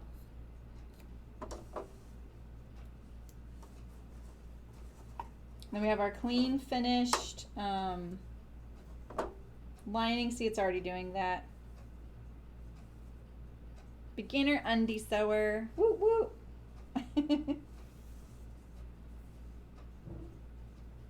What I hate about this is even if I'm not like 1,000,000% want to become an underwear sewer, I know that I'm going to want to get better at this now, and I'm going to do that. I'm going to sit there and do it just to get better at it. You are, Daphne? Oh boy, I'm glad you are. It's good bird placement. I know. I only had 2 options, and I was like, all right, this is actually okay. I actually got a bird on both sides. This is kind of a wide zigzag for my side seam.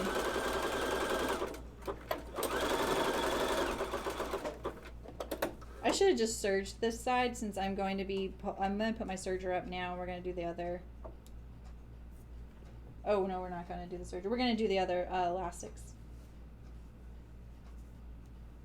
This is my back. Okay. So I'm just going to sew this down.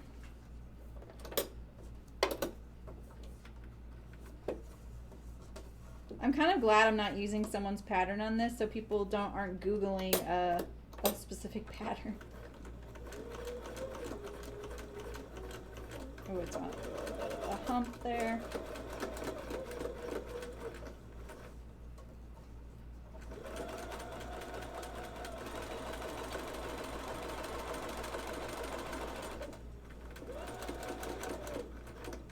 Oh boy.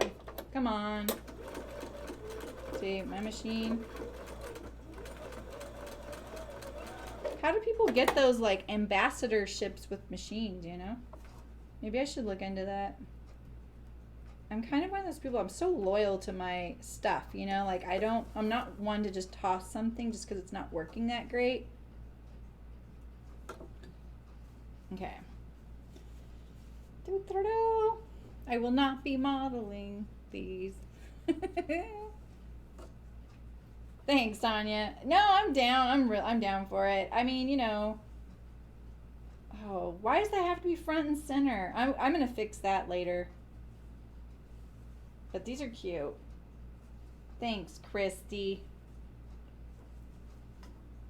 My husband loves these little goldfinches. We have a bunch of them. This isn't a goldfinch, but this little guy is.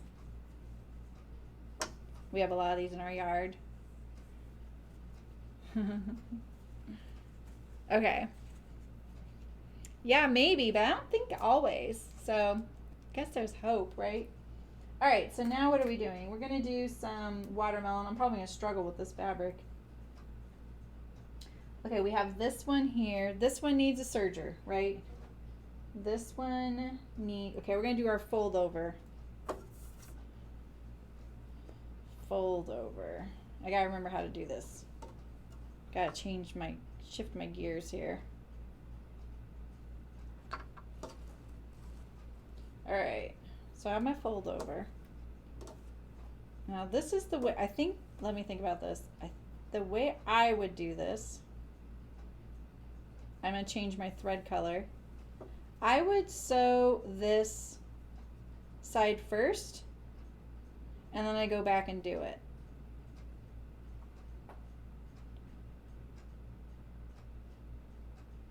Really, Daphne? Good to know. Really, Cecile? They're everywhere where we live. That's so funny. Only the males are bright yellow like that. You may have seen them and they weren't the bright yellow. They're little. They're really little. That's so good to know, Daphne. And I'm really glad to see some of the makers that are getting those ambassadorships right now, as far as if they're wanting that, because there's a lot of women of color getting them, sewists of color getting them, and I think that that's awesome. They deserve it. Okay, Ursula, I'm waiting for Ursula to tell me what to do. So what I would do is sew, this is personally what I'm thinking, is I would probably sew this from the back side. I would open up my FOE, the fold over elastic, lay it down, sew it on. Did I do it from this side? Actually, I'm not sure. I might do it from the other side. I'm not sure. and then I would go back and then do the top. So yeah, no worries, Kevin. Sorry, it's like sorry. Okay, let me find some red thread. I didn't even think about red. Well, I have a bobbin, but will it be enough? I don't think so.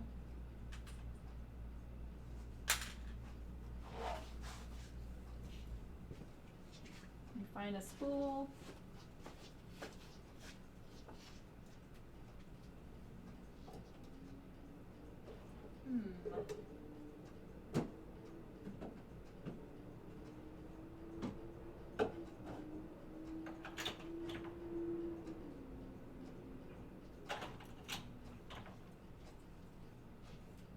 Okay.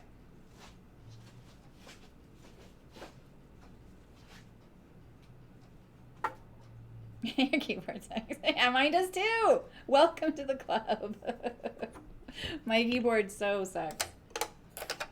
There's always like random capital letters in between in my words and missing letters. So if I write the word and, it'll say ND. Capital ND, and that's it. I think people just know it by now.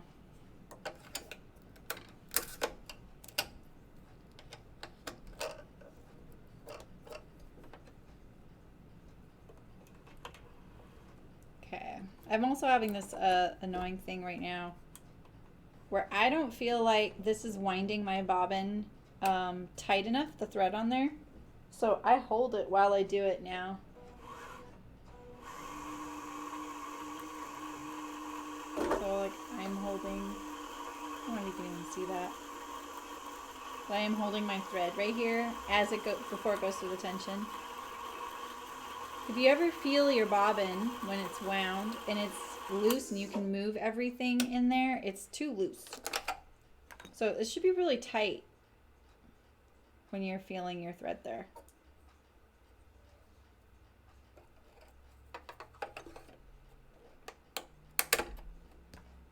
They told me never to do that. Punch through the sticker.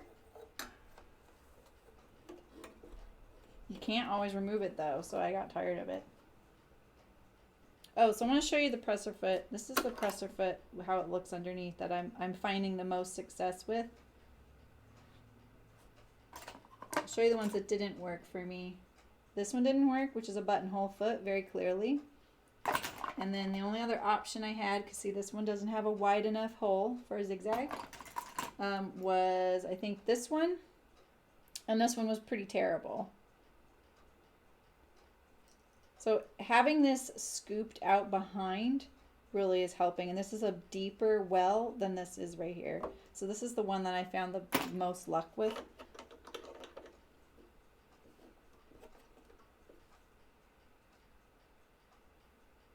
Bit of elastic without the undie fabric.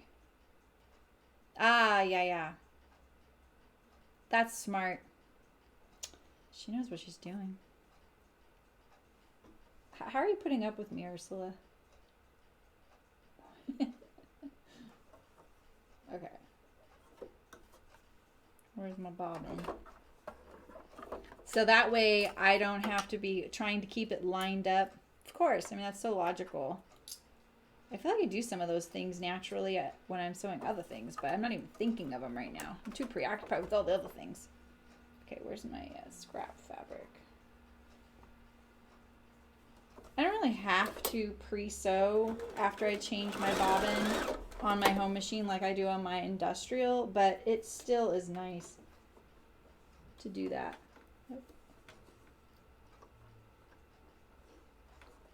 What's wrong?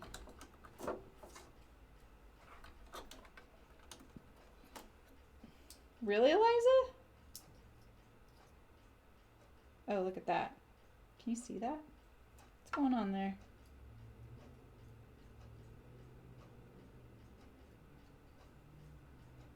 Was weird. Applique satin stitch. I think you're right.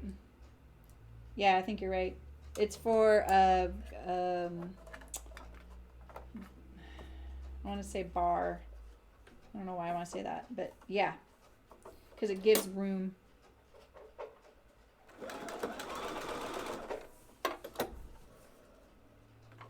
I really love winding a bobbin on this machine. In fact, for a long time when I got my first industrial, not my first one, but the one I had before this one, when I first got it, I would forget to wind the bobbin on there, and I would just do it on this machine. And because it's fast, it's really fast and it's quiet.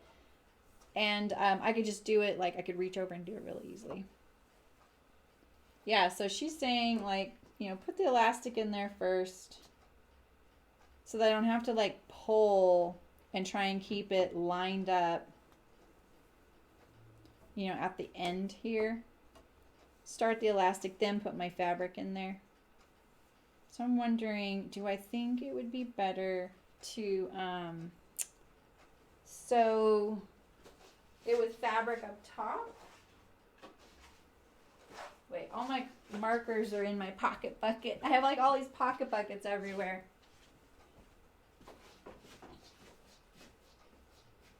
I need a different color.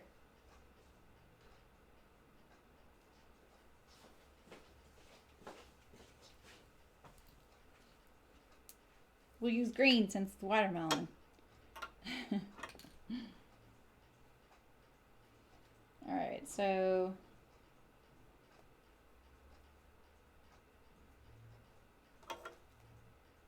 ooh, I don't want to mark on the outside even if it is going to wash. I'm going to mark it right here. I'm going to do both right now.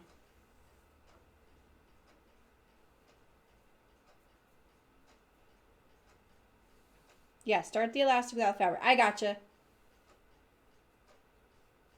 I got that tip. I think that's a good one.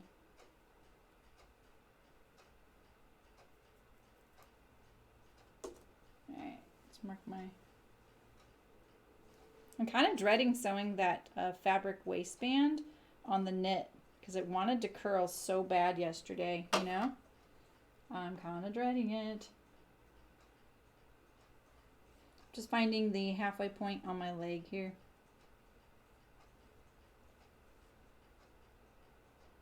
The long way. And then the short way, I'm gonna just go over to the other side like this. I don't know why I keep doing these really big globs.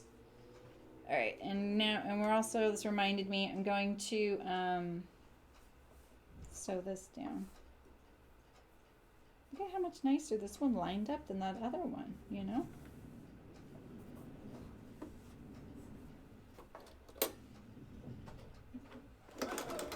Oh boy.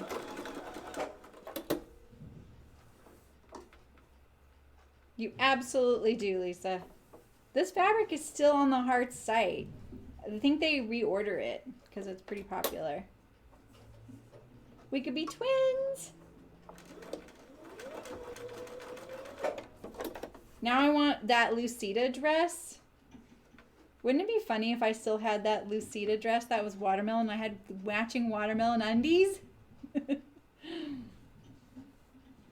Yes, she will know what to do in the fabric waist battle, right? Okay.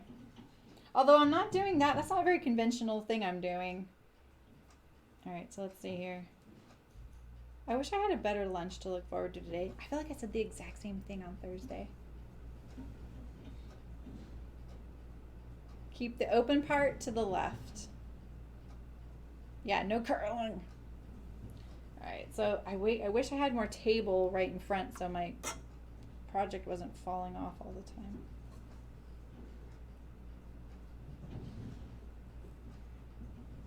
Open part to the left. To the left. What is left and what is right? This is what I want to do, Ursula. I want to start, and then I'm going to lay my fabric in here like this. Yeah, that rolls. No, not this, though. I'm not worried. Like, the waistband, I know how to do it. I just hate sewing rolly knits like that. But this, right, would you do it like this? Would you do it starting face up? And then I come back and do it down. Because I was looking at this. So for my first step, I think this feels the most comfortable. Rather than this. Yeah, I don't think I could do that. Yeah. All right, so this is Ursula's tip. Like, get your elastic in there and going.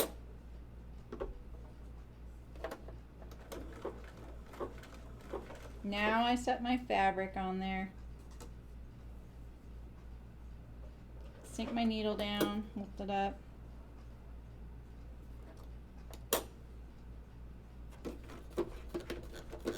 Okay, there we go. And now I'm gonna find my halfway point.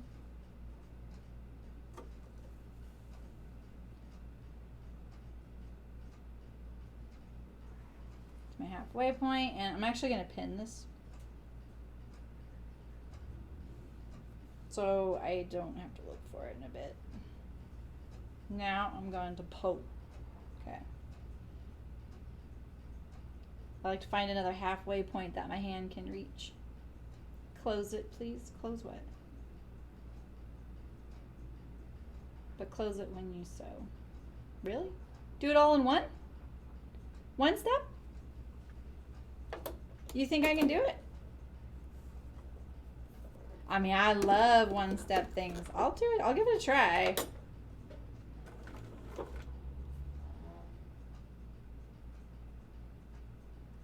Okay.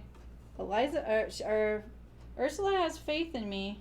Do you guys have faith in me here?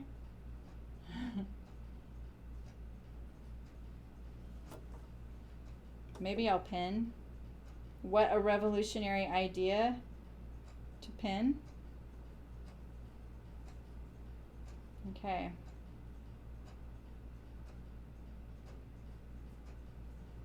Oh boy. I'm nervous. This feels awkward. Okay.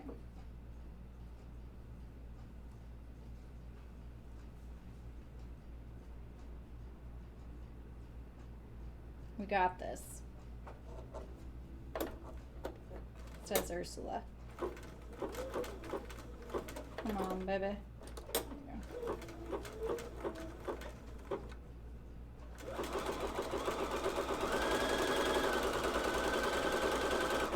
And the good news is, you know, the fold over elastic is lining up perfectly. Okay, this isn't that bad. Yeah, if you pulled, she's right. If you pulled a bit, then it stays in there. You see that?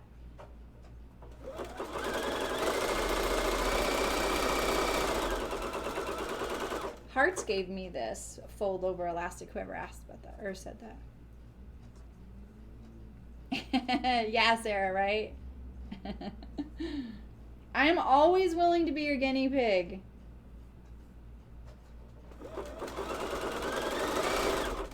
Just don't forget to stop with the needle down, because I'm so used to my machine defaulting to that. I don't, and it's kind of, I'm surprised I'm not failing faster, you know? Like right now. Stop with the needle down while I'm fussing with it, because you might inadvertently pull it out.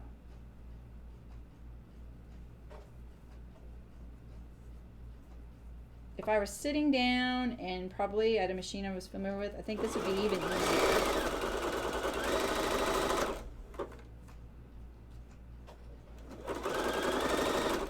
Stretching it a little bit with my fingers. All right, so there we go. I think I want, yeah, the seam to push toward me.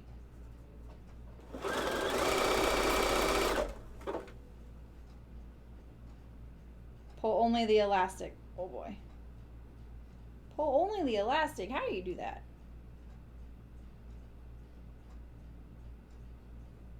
This will be a little tighter on the back, I think, like you guys were saying.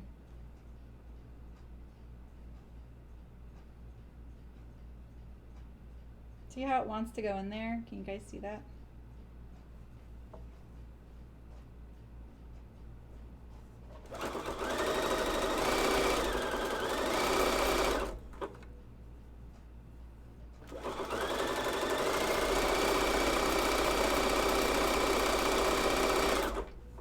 This is actually going pretty good. I hope it is actually going as good as it feels. And it's nice that it's one step and that my zigzag will be more hidden, you know?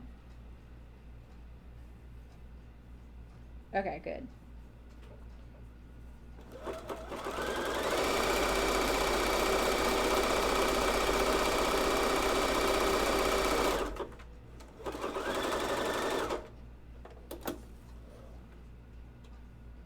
Oh man. My stitches look terrible. Look. What happened? Alright, well, that would have gone really great, but my machine did not do a zigzag the whole. Can you guys see that? Okay, this thread doesn't match at all. Wow. Do I really need a new needle? I just put this in. That felt so good too. Wow.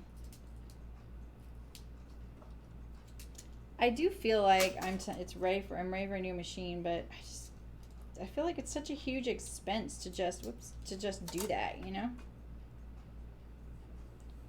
Well, I wish I had better matching thread.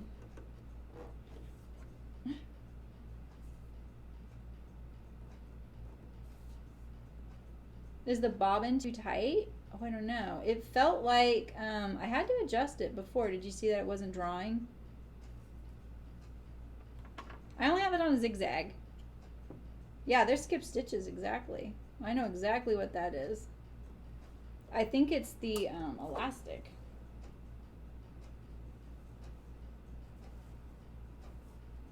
It didn't come out anywhere. It's on there really good. Ooh, but the sewing looks atrocious. Hey, Penny. No, I'm using a jersey.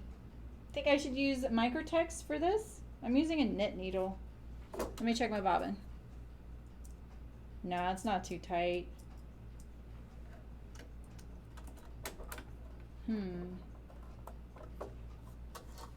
Night, Malin. Sleep well. Mine does that sometimes sewing knits together, but not like this. This is crazy. Okay, apparently tacking this did nothing. What happened here?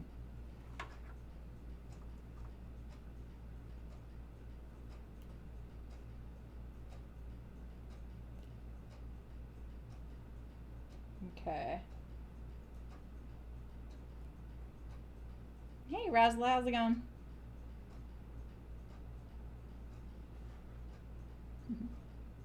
I like the look of the fold over too, and you know, that was pretty easy. Microtex is worth a try. All right, I've got some of those. I love the Microtex needles. Those are great for top stitching and stuff. They're so nice. You know. Let me see.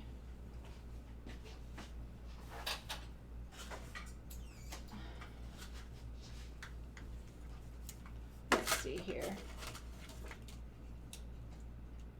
Size.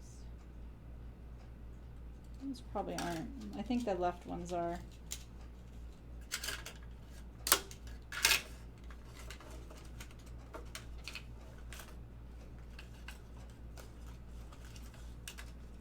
Too much schlepping makes your supplies a little higgledy-piggledy. Oh, it does, Ursula? Oh.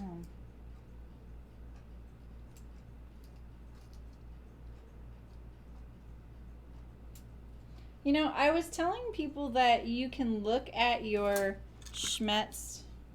Oh, wait a minute. Did they take that off? They did take that off. Oh, here it is. So if you have a Schmetz case that, see how there's a ribs here? This little thing right here, this raised part, is magnified. So I can actually read what's on the shank there. So these types of cases that have the ridge, so I can actually read that Schmetz 60, which is kind of astounding because my eyesight's for stuff like that isn't great. Not that kind of like engraved type of reading. So, you know, I could put this one in this package and read what it says.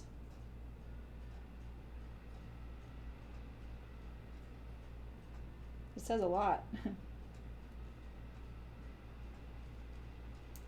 Yeah, so then you can, especially if you are using maybe a needle for just like one little seam and you want to reuse it.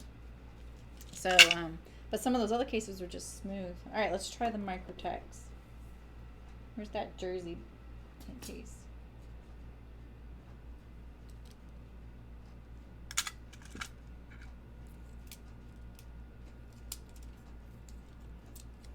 I don't know if they want to like this one today, Ray.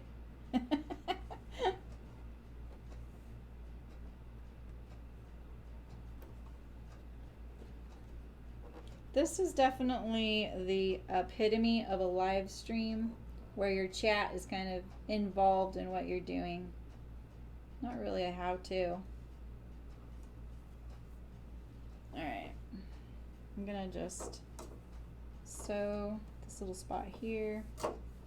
Get this smooth.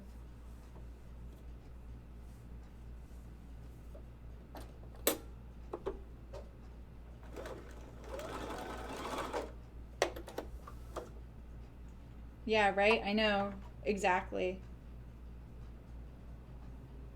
Yeah, I know. It is really hard. I mean, a lot of people make things to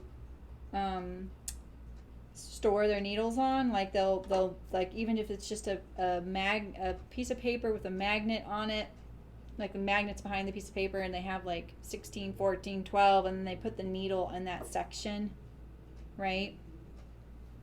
Exactly. All right, well, let's try. I mean, this really honestly can't look worse than the other side. All right, so let's do her little tip of sewing a little bit first.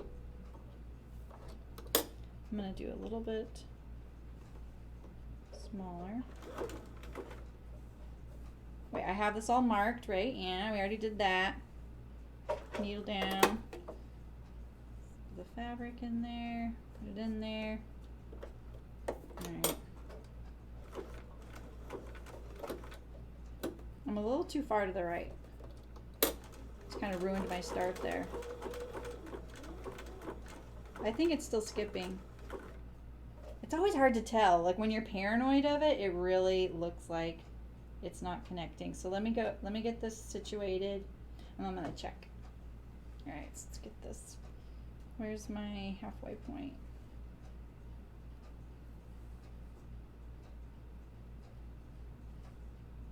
Where'd my halfway point go? Is it this green thing right here? Oh yeah, it's this green thing right here. That's right. Yeah, that green thing ended up right behind the rind of the watermelon, so I was missing it. Yeah, right, exactly, right. I know, and then you start, exactly, I know what you mean. Sometimes people have pin cushions devoted to that,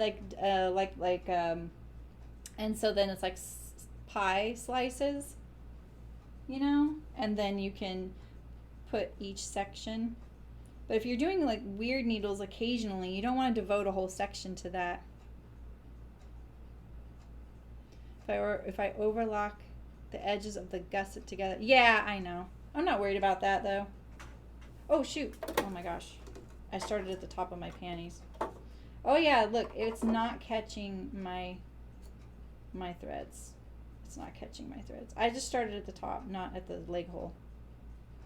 Wow. Do you think it's just this fold over elastic?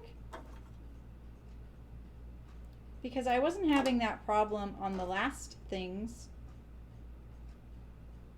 You know? Is it just this stuff? Or is it my machine? What if I used a straight stitch? Is that really that bad? Like that's what I would do on my industrial.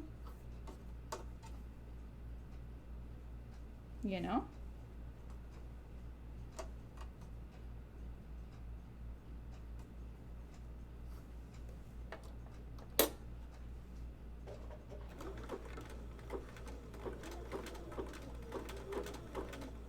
Now it's catching. Maybe I need to go slower. Maybe I need to go slower. Slower. Alright, let's stretch this out. Oh. Needle down. Okay. That lady told me needle down. The lady's me. I think it's the elastic. But it's so cute with my watermelons. You know? Alright, so like Ursula says, when you stretch this, then you can stick the fabric in there and it stays in there. Oh, I see it skipping. I'm gonna go slow.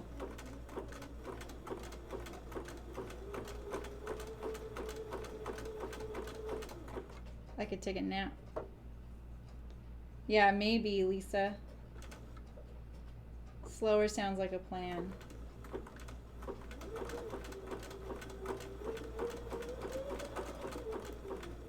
It's hard for me to go slow.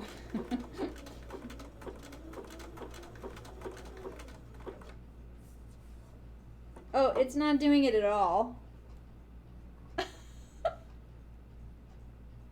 It's not zigzagging at all, you guys. Oh my god.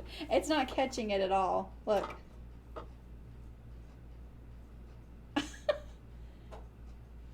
Yeah. And so then it's not catching the fabric in there because there's no zigging, or it's just zagging. Tension, huh? I don't know. It's not usually what it is. It's usually your needle or your bobbin. I may set this one aside.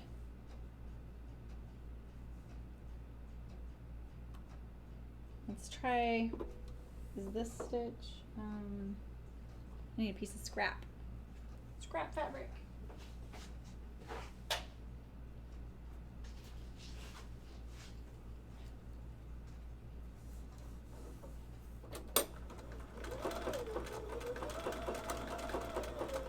Ooh. I don't know what that stitch is, but that's not working out. That was number 4.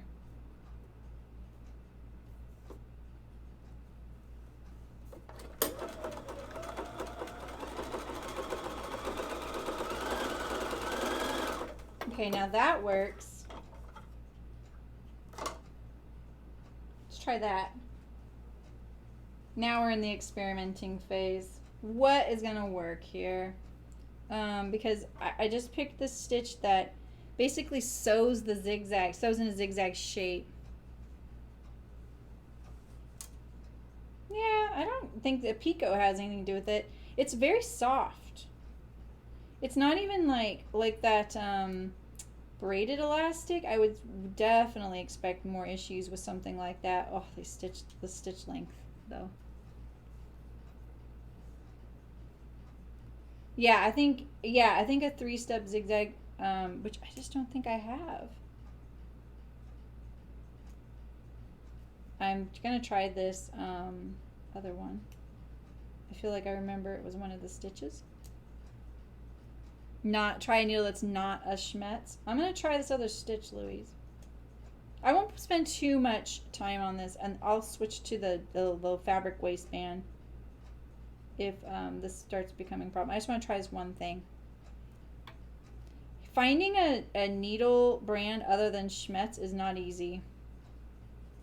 Thankfully, they're pretty good usually, you know. All right, that all came out probably too easy. Okay. Let's try this. All right, so I think I need to make it, obviously, oops.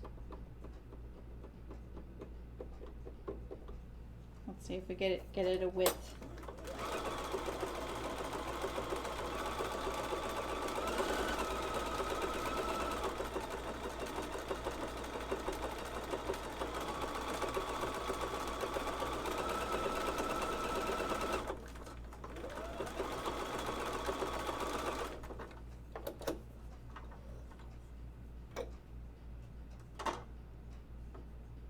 Like that.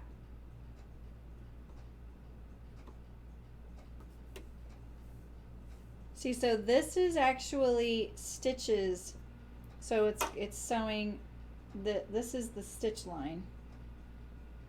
It's not going like this. Like that's not one stitch, you know. Well, that right there is, but all those others, that's actually 3 stitches per leg. Let's try that. I mean, it's not skipping stitches when I sew it here. So we'll definitely narrow it down that it could be the elastic. Yeah, I like that stitch too. It's kind of fun. I have a scrap of the elastic, but that sounds far too reasonable, Eliza. You know me. That's the 3-point zigzag. Is that the one you guys are talking about? I thought the other one was that it sewed the zigzag back and forth. Let's try it. Should I have been using this? This is a little bit harder to manage the length and width of.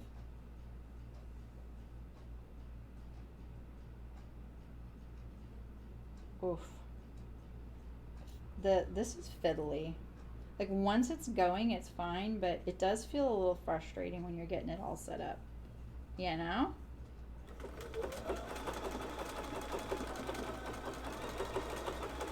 I mean, so basically you're not sewing a zigzag. You're sewing a wiggly line.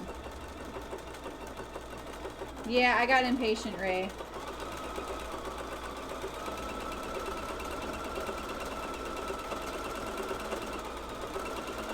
I saw it skip one stitch just now. You can see when your thread right here goes whoop, you see it all of a sudden, you know you've skipped a stitch.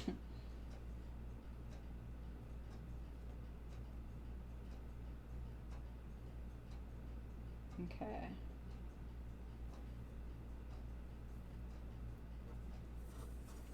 That's working.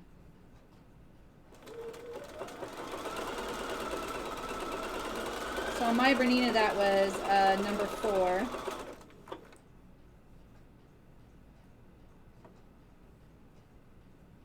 Oh boy. I'm getting impatient.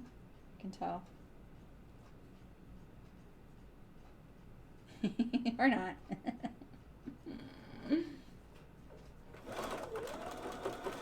You know me, at like hour 1:45, I start getting a little impatient, and it's like hour 2 1/4. So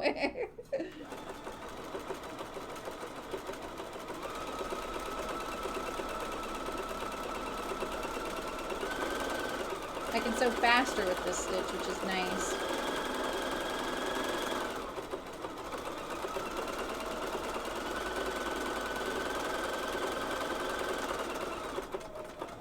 Ooh, I don't know if that's in there, but hopefully.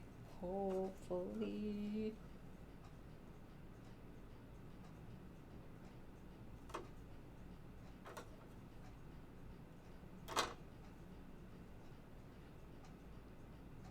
So that's the 3-step zigzag, but it's only 1 step. I guess I thought 3-step meant that it was, it sewed the zigzag 3 times. Because I've seen that as well. You know, and it looks like a heavy zigzag. You're awesome, Ray. Alright, last leg.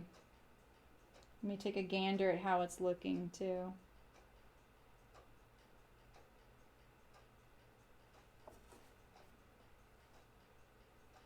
Look at that. Not bad. Skip a little bit right there. It's okay. I've never sewn with this stitch before. Sewing standing on one leg. I've never really sewn fold over elastic like this. I've done it in the outdoor industry, but it's completely different. It's way easier because it's stouter. Oh. Oh, okay. Okay. Alrighty. You guys knew from the beginning, you were like, you need the 3-step zigzag, and I'm like, I don't even have that.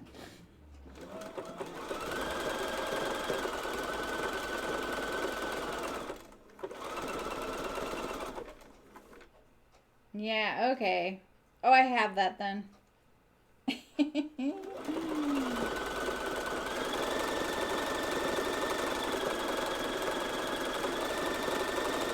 I like the way it looks, and it's not as slow as some of those other stitches I tried.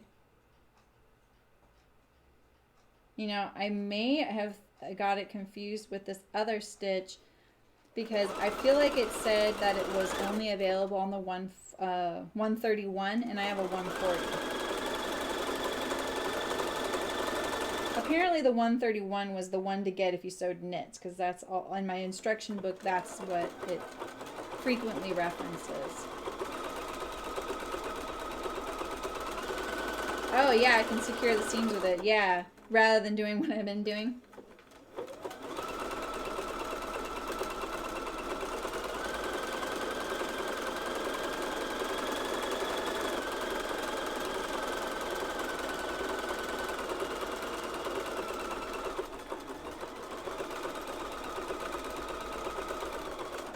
Okay. I'm walking to the corner store and I'm getting a peanut M&Ms after this. Okay. Oh, well, you know, it's a little better. Okay. Well, yeah. The back looks better. Why does the back look better? How is that possible? Okay. Moving on. Okay, so this needs a serger now, and I think we're almost to the end. Let's do it. Okay, let me turn this off, and I need this cord here.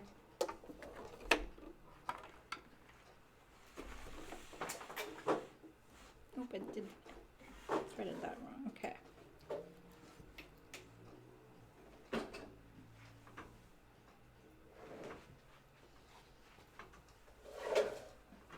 Now I can get that foot pedal way out of the way.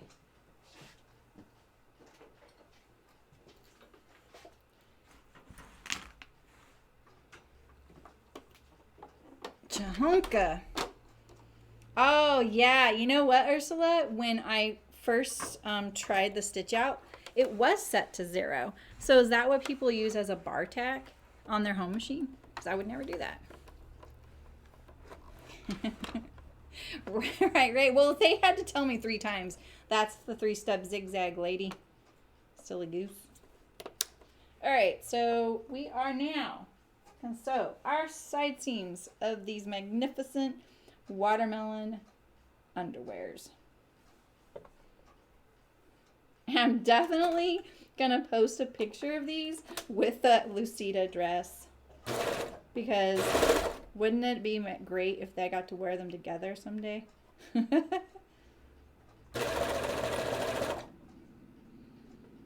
Never thought I'd miss the serger. Ooh. Ooh. That didn't catch that at all. It's kind of a narrow stitch. Let's make it a little wider. I'm going to go from the bottom up, because that was a little sloppy. I'm going to trim this off, actually. I didn't trim any off either.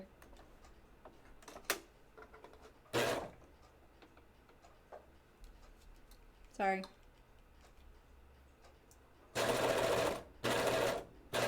So why don't they use their zigzag for bar tack? Okay, my machine does not like this elastic. It's just not even sewing it. I'm pulling my thread tail to get it to pull.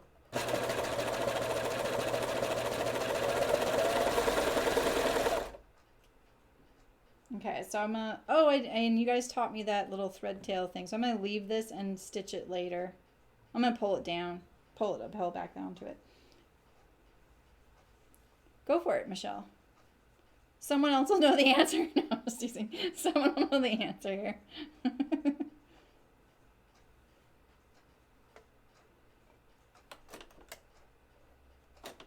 I'm gonna trim this one off a little bit so that it's the same as the other side, and then not trim any off when I go to sew it. You know? This is, as a garment sewist, especially from the garment industry, sewing seams like this with the elastic like this is really counter to how I was taught to do things. You always do things in the round, and that's why when I sewed these, I put the elastic in the round and then sewed it so it was a continuous circle, you know? And it is kind of weird, and it's also really hard on most machines I've ever had to go through things like this, especially if it's elastic and knit. I've always had trouble no matter what machine I've ever used. Alright, so I'm going to get it on there, kind of feeding it on there, and then once I get the needle in there, I'm going to pull the thread tail to pull it. There we go. I have a feeling I'm going to have to like reinforce this seam at the leg hole. Okay, what's Michelle's question? Oh, you don't have to with a serger. You don't have to. You never want to lift your presser foot when you're sewing in the middle of your sewing, because what happens is it releases all of your tension, all your thread tensions.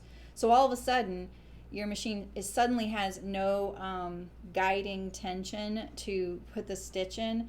And I think you probably know that, right? And it also makes everything start bouncing around, like your fabric's not being held in place, and it can get kind of dangerous, right? But you don't have to start with your presser foot up when you're using a serger, but I do a lot when it's things like this thickness. I want to slide it all the way back, get it up to the needles, because I'm not going to be trimming anything off. Yeah, right, Ursula? I think so. Yeah. So, so that I'm going to go back and I'm going to put this tail in here, and I'm also going to go back and push my seam down. This actually doesn't look too bad, except for the stitching on the pullover elastic. All right, so now where's my waistband? Yeah, so I frequently will, and I actually will do this too. I will just put my finger and lift it up with my finger, like this one. I'm not sewing. My foot's not even on the foot pedal right now, just so, no one is freaking out. Because sometimes you just cannot get it to get into these feed dogs to start grabbing the fabric and pulling it close. There's also this knife, and you have got loopers back there, so I feel like sometimes there's a little bit of resistance getting your fabric going. And I think some machines start off better than others. Some are better at grabbing your project and pulling it into the machine to start sewing, and mine is okay. Like I got this knife last year, and I don't know why, but it pushes away things. It's almost like the knife didn't get changed. Because usually if your knife is really sharp and your feed dogs are working great, you should have no problem. It should pull your work right into the machine, especially because if the knife's sharp, it's cutting like butter. There's no resistance, Not to list it unless you're threading the machine. Yeah, there's no reason for that. I don't know why they would say that. Just make sure your needles are up. Walk your hand wheel toward you. Put the needles up and then lift it up. It's fine. I don't know why they would say there's no reason for that.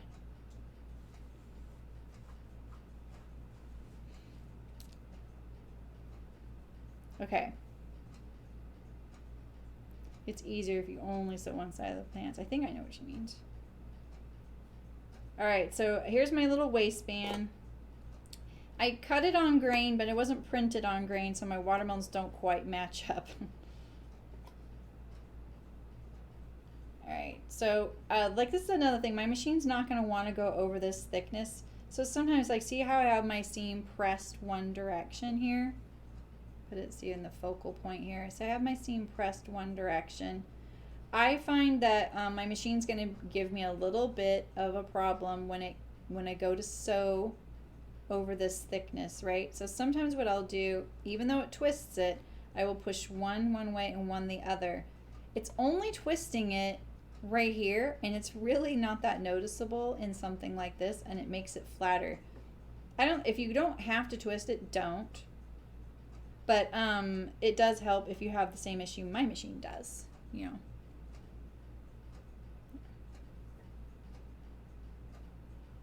Okay.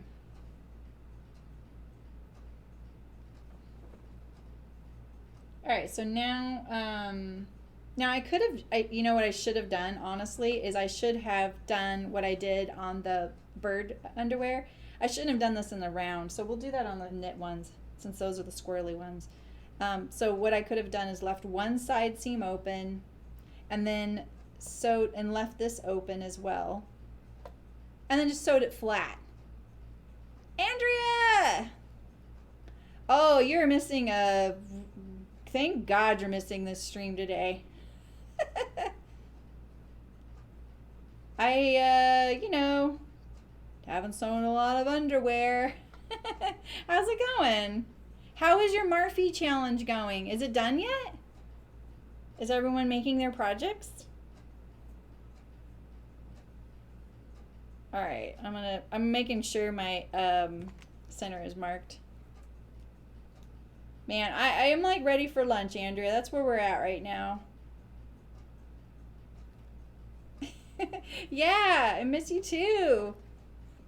I've been did you get my reply to your email? I don't know how you did that email. It was really interesting. Like where it clicked from.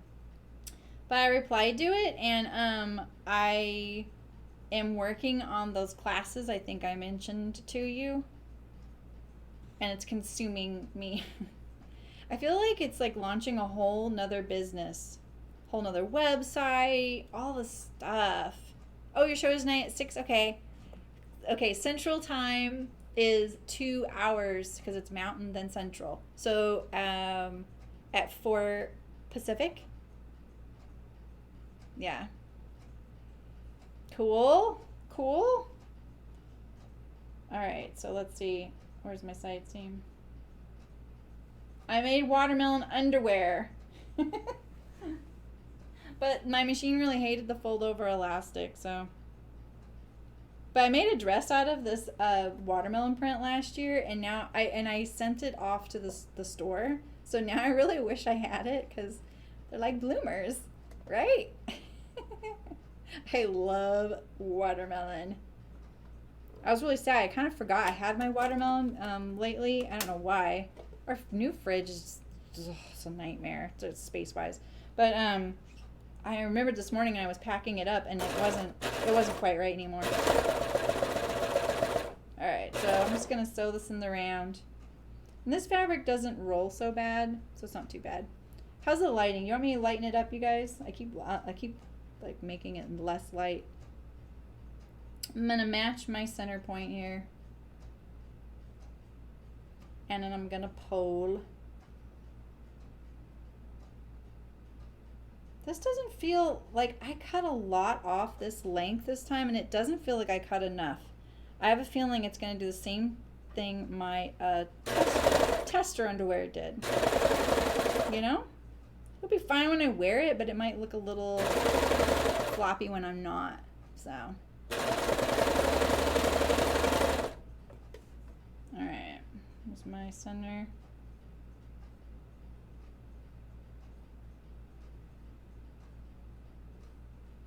Andrea recently hit 19,000 subscribers on YouTube. She's my hero.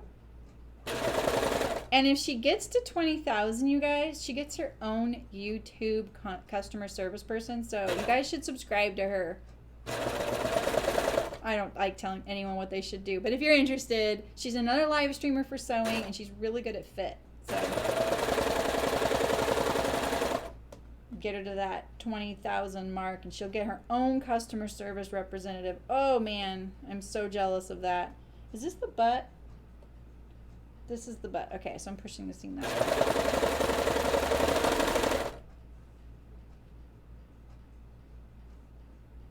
Yeah, you know what, Ray, she's talking about if you do it to the waist, not the leg. So if you do it to the waist, you would want to sew one side seam and leave it open, and then you could do it flat.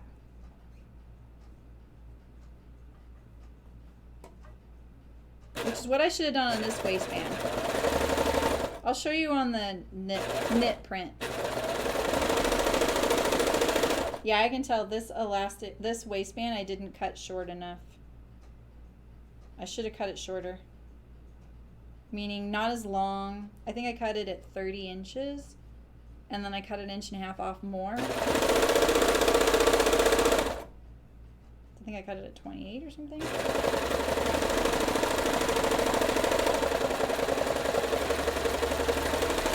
Oh, I'm forgetting that new little trick you guys taught me. All right. We experimented a lot on the men's underwear stream on how to finish your serging edges too. These guys were teaching me about sewing back on itself. Watermelon drawers. Oh my gosh, this reminds me of these underwear I had as a kid with hippos on them.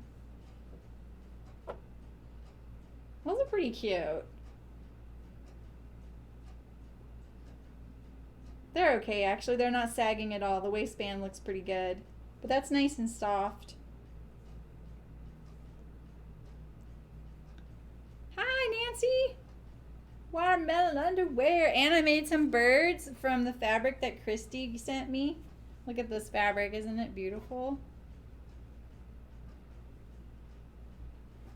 Tasty. Yeah, exactly. All right, so let's try this knit print because I think it's going to be kind of a nightmare. We got it in a circle, so I'm going to take that out because we're going to do it flat. We're going to do one side seam.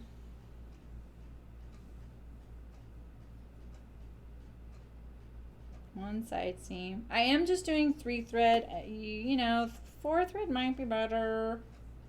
So, you know, I was trying to think about that earlier, Ray, and how I could incorporate something like that. Okay, I'm going to try and trim this off, so let's see how my machine does. So I think it's going to not want to do it. See, it pushes it away. It's not cutting it. I don't think my knife got changed. It's not even getting sewn yet. There we go. It's these thicknesses. All right, I'm going to grab my thread tail.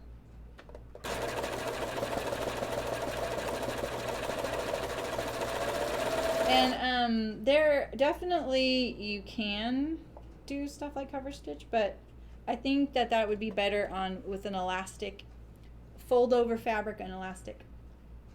Hello, Sagebreast.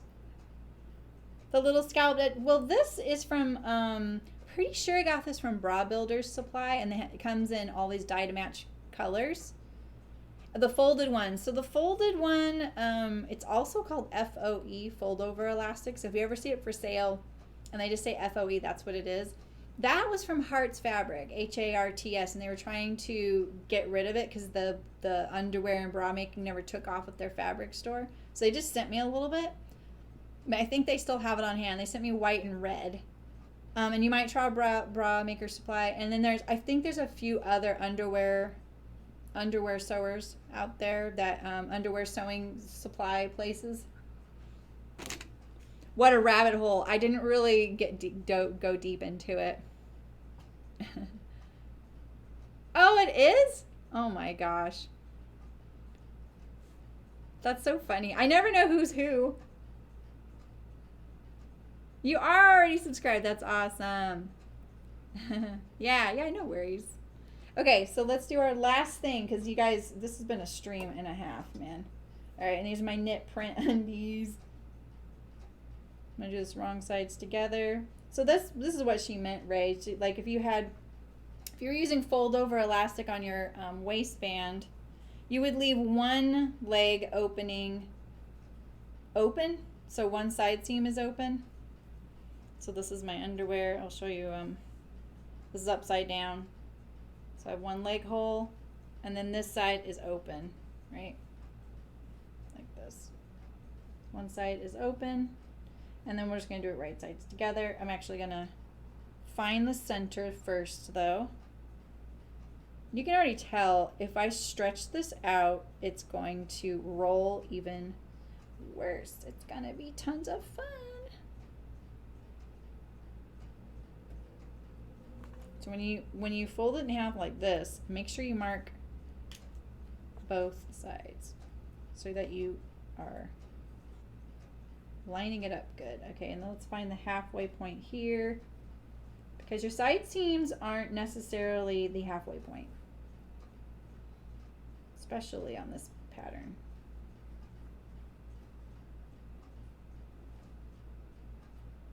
There we go.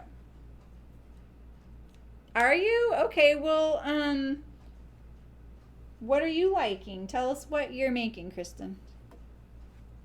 Yeah, me and Andrea are thinking about collaborating. Me too. What do you mean what I have in store? What do you have in store? I was thinking we should sew the same thing, and I think you should pick the pattern because I'll do whatever you want. And then I think we should just both sew it at this, like, on our channels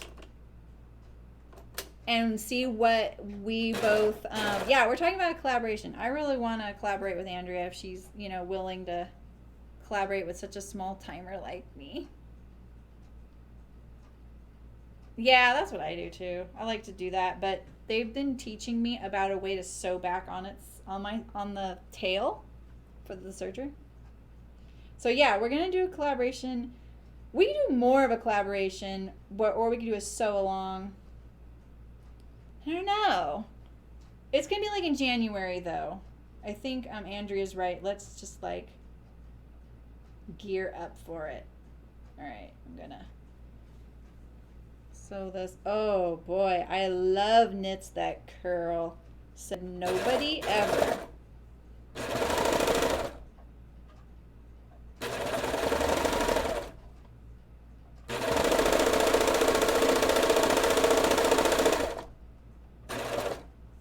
Stay there, stay there, stay there.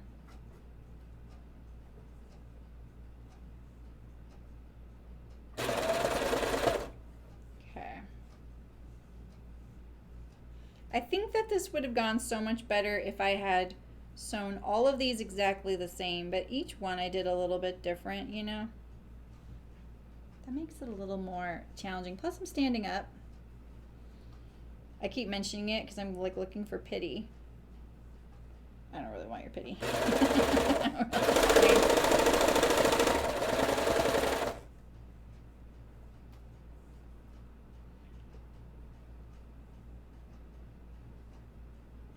Oh, cool. You like the median knickers. Okay. Yeah, I told them all about a couple of free patterns. I ended up copying my own because I ended up copying mine and then comparing it to a couple of the other patterns. And they were so different that I got a little nervous. So I just stuck with what I copied, but the sewing was the same. Sewing standing up is not comfy.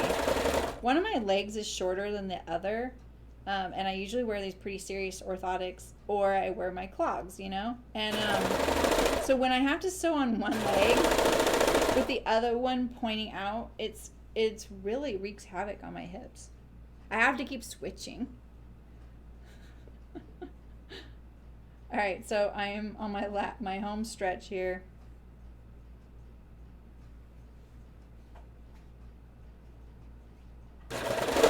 So your Marfie challenge is going good, Andrea? I really don't know much about the Marfie pattern, so I looked it all up and was checking it out. What a library. All right, there we go. Got our waistband on there. In my knit print, which I think is hilarious since who's sick of this fabric? Me.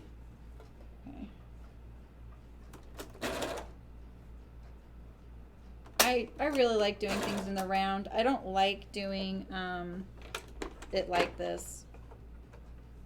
I don't like, my machine doesn't like it, I should really say, you know? My thread tail had fallen in there, so I just wanted to grab it before it did anything funkorama.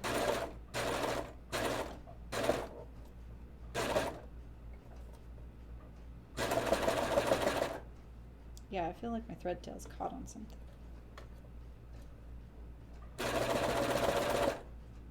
Andrea, are you an ambassador for a sewing machine company? Are you still here? Oh, cool.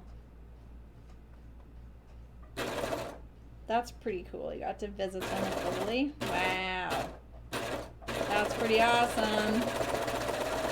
You know, I've traveled a bit. Like, my family and I like to travel. And I have to admit, I barely do anything sewing or knitting related when I travel. Knitting is a little easier. It's easier to find yarn stores and fabric stores. And but the one thing I did do was I visited the Industrial Revolution museum in Belgium, which was pretty cool. Used to be for Bernina, and you loved it. Okay. Someone said it might be a lot of work. All right, you guys, here's my knit print on days. Okay, so it's my funky camera setup today because we're over here on my iron stand. All right, so I have my knit print. Look how high legged these look. They're just very high waisted. Why is that curling like that? Okay. I have these the Murphy patterns, I think is what she's talking about. This is more like a swimsuit lycra, and then this oh, I love this little picot. Isn't that so cute? I learned a lot on that. And then my watermelon pear. Not Bernina the Italian, yeah. The Murphy, yeah. It's a pattern company. I think they do like custom sizing, right? It's a lot of work. It is a lot of work. Oh. I already have a lot of work. Interesting. What more? I sew on camera easily 9 hours a week live. Is it more than that? Oh, there you go. Fancy Tiger Crafts. There's some. Okay.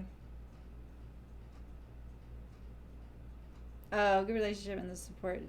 They support the challenges. Okay. That's pretty cool. No on the custom side. Okay, okay. I know you were a fan of that, so I was wondering.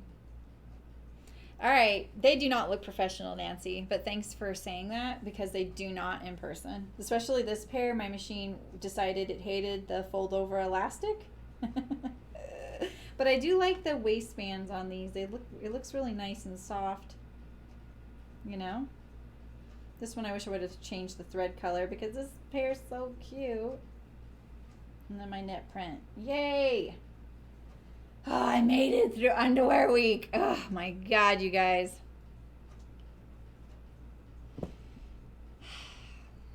You guys better like and subscribe. Just teasing. My Patreon.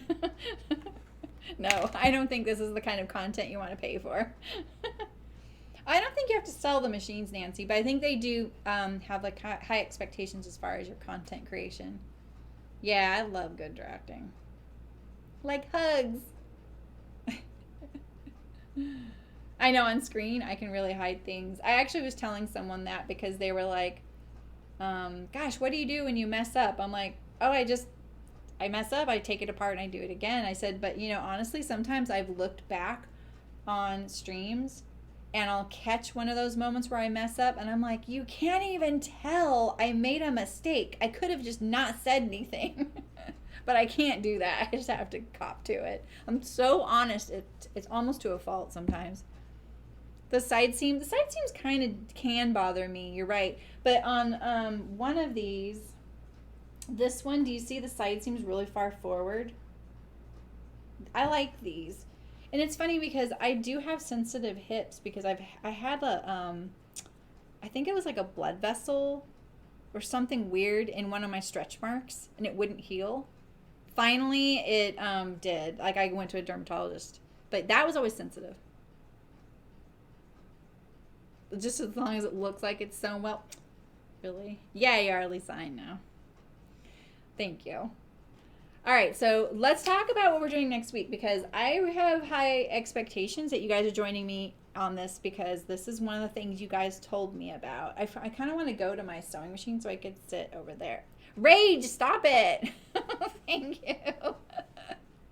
Oh my God. I was just teasing you guys. This is not this is like you watched me learn.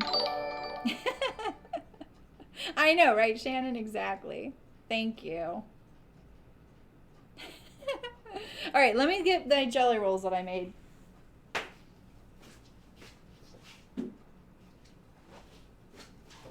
All right. So, I'm gonna go and sit down. So you guys are gonna have to wait just a second, all right? I just want to go sit down over there with my real camera. Jelly roll. Yeah. Where's my mouse? Here we go. I'll grab my undies too. Okay. Let's see. Is this it? Here we go. Maybe I should just do the.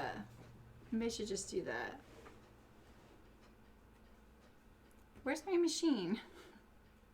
Where's the one that says me and machine? Oh my God, it's way down here. All right, here we go. I feel so much better being here. You ready to roll? Yeah. I bought some mint Oreos, like Newman O's yesterday, and I am so excited. Okay, so my chat told me I am a novice quilter. And a few weeks ago, my chat told me about this thing called a jelly roll race. And basically what it is you buy a jelly roll, which is a pre-cut group of fabrics. They're strips. So they're 2.5 inches wide, and they're cut the width of the fabric. So say a designer comes out with a new collection of fabrics, and they make the fabric company makes a jelly roll of it. So they'll cut like 4 strips of each of the prints in that designer's line, and then they roll them up, and that's why they call it a jelly roll, right? And they're super tempting. Like, I've wanted to buy them for years at the fabric store, but I don't have. I'm very kind of what do you call it? I'm not frugal, but I don't like just buying stuff if I don't have a reason for it. So I've never really bought them. So I started buying them the last couple of years to show some of the quilts I've been playing around with. So you had a hard time telling me. Yeah, tell me all your confessions. So the chat told me about this thing called a jelly roll race, and what you do is you take a jelly roll. So those are like, what do those cost? Like, I don't know. It ends up being about 5 yards of fabric? No, not 5 yards of fabric. Oh my gosh, don't quote me on any of those numbers, but we can look it up. You can get jelly rolls in different sizes, but there's generally pretty much 40 strips of fabric. They're all 2.5 inches wide, and they are, there you go, Shannon. Yeah, did you find one? You can make one. Just get a fat quarter, or get a half-yard bundle of Gasleys. So then you sew all of the strips end to end, so short ends together at an angle, right? Then you have this really long strip of fabric. You fold it in half, right sides together, and you sew along one long edge. Cut that fold, open it up, do it again, and you do it again. $40. I was gonna say $13, but I was like, isn't it more like $40? And then you end up doing this a certain number of times, and you have a quilt top. It's not going to be like the size of a bed, but it's going to be a pretty good size, throw size quilt. And so people do races with them. And so that's what we're going to do. So I'm going to make 2 twin duvet cover quilts. Because of course I can't do anything normal, right? And so here's my jelly roll that I made. So you guys know I bought all this like Essex yarn dyed linen. This stuff here. I really love this stuff. I want it to be a nice quality fabric. And then I finally caved and bought this fat 1.5 yard bundle of all these Carolyn Friedlander yarn dyes here. And so I'm going to combine them all. So this is mine. Mine looks very nerdy. That is just no surprise coming from me though. So this is my my jelly roll bundle. And so I used, because when I made mine, I happen to have a rotary knife with a pinking blade on it. I bought one a long time ago at Joann Fabrics with one of those 40% off coupons. I rarely use it because I want to kind of conserve it, and I busted it out for this. And so I'm gonna I made my jelly roll using my rotary knife with the pinking blade, because I didn't pre-wash these fabrics. I'm going to sew them all together, and then I'm going to wash it afterward. You do it at an angle, Lisa. No, you didn't do it wrong, Andrea. There's lots of them out there. You didn't do yours wrong. There's no wrong. Come on, you know. Oh, you're gonna use yours to make a garment? Ooh, I like that idea. Yeah, do a small jelly roll. Yeah, you could even do it.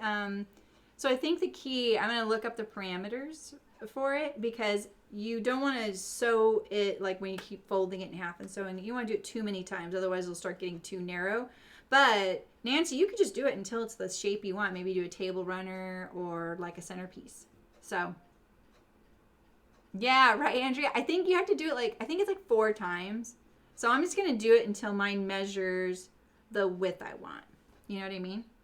So I've got my dimensions. I have done all this crazy math, and I've done it over and over again because I keep second guessing my math. So don't come to me for that. But let's look up. I'm pretty sure I have these bookmarked now. So let's see. Where's my bookmarks? Right here.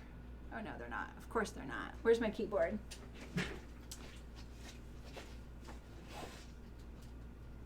I swear I saved these bookmarks. Oh, it's probably on my other computer.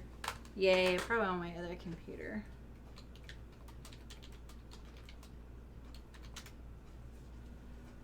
What? I just got the AMC Walking Dead site. Jelly. Oh, there it is. Okay.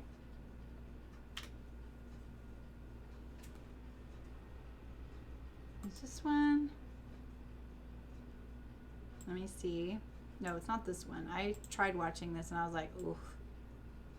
Not watching, but okay, so let's do the image. I'll show you the image. Me and my computer. Where is that? All right, so you can see how there's these angles in there, the seams. Now there's lots of ways to do these, so you can do whatever you want, but you can see the effect. Look at, some people put a little border in there, but this is like, I think, a classic looking one, this purple one here. So I think depending on your fabrics, don't worry about it too much. Just go for it. I think you can have a lot of fun with this. I'm into it because I need something like this too. I think this is the tutorial. Here you go. So I'm going to put this link in the chat. Where's my chat? Where's my chat? Here we go.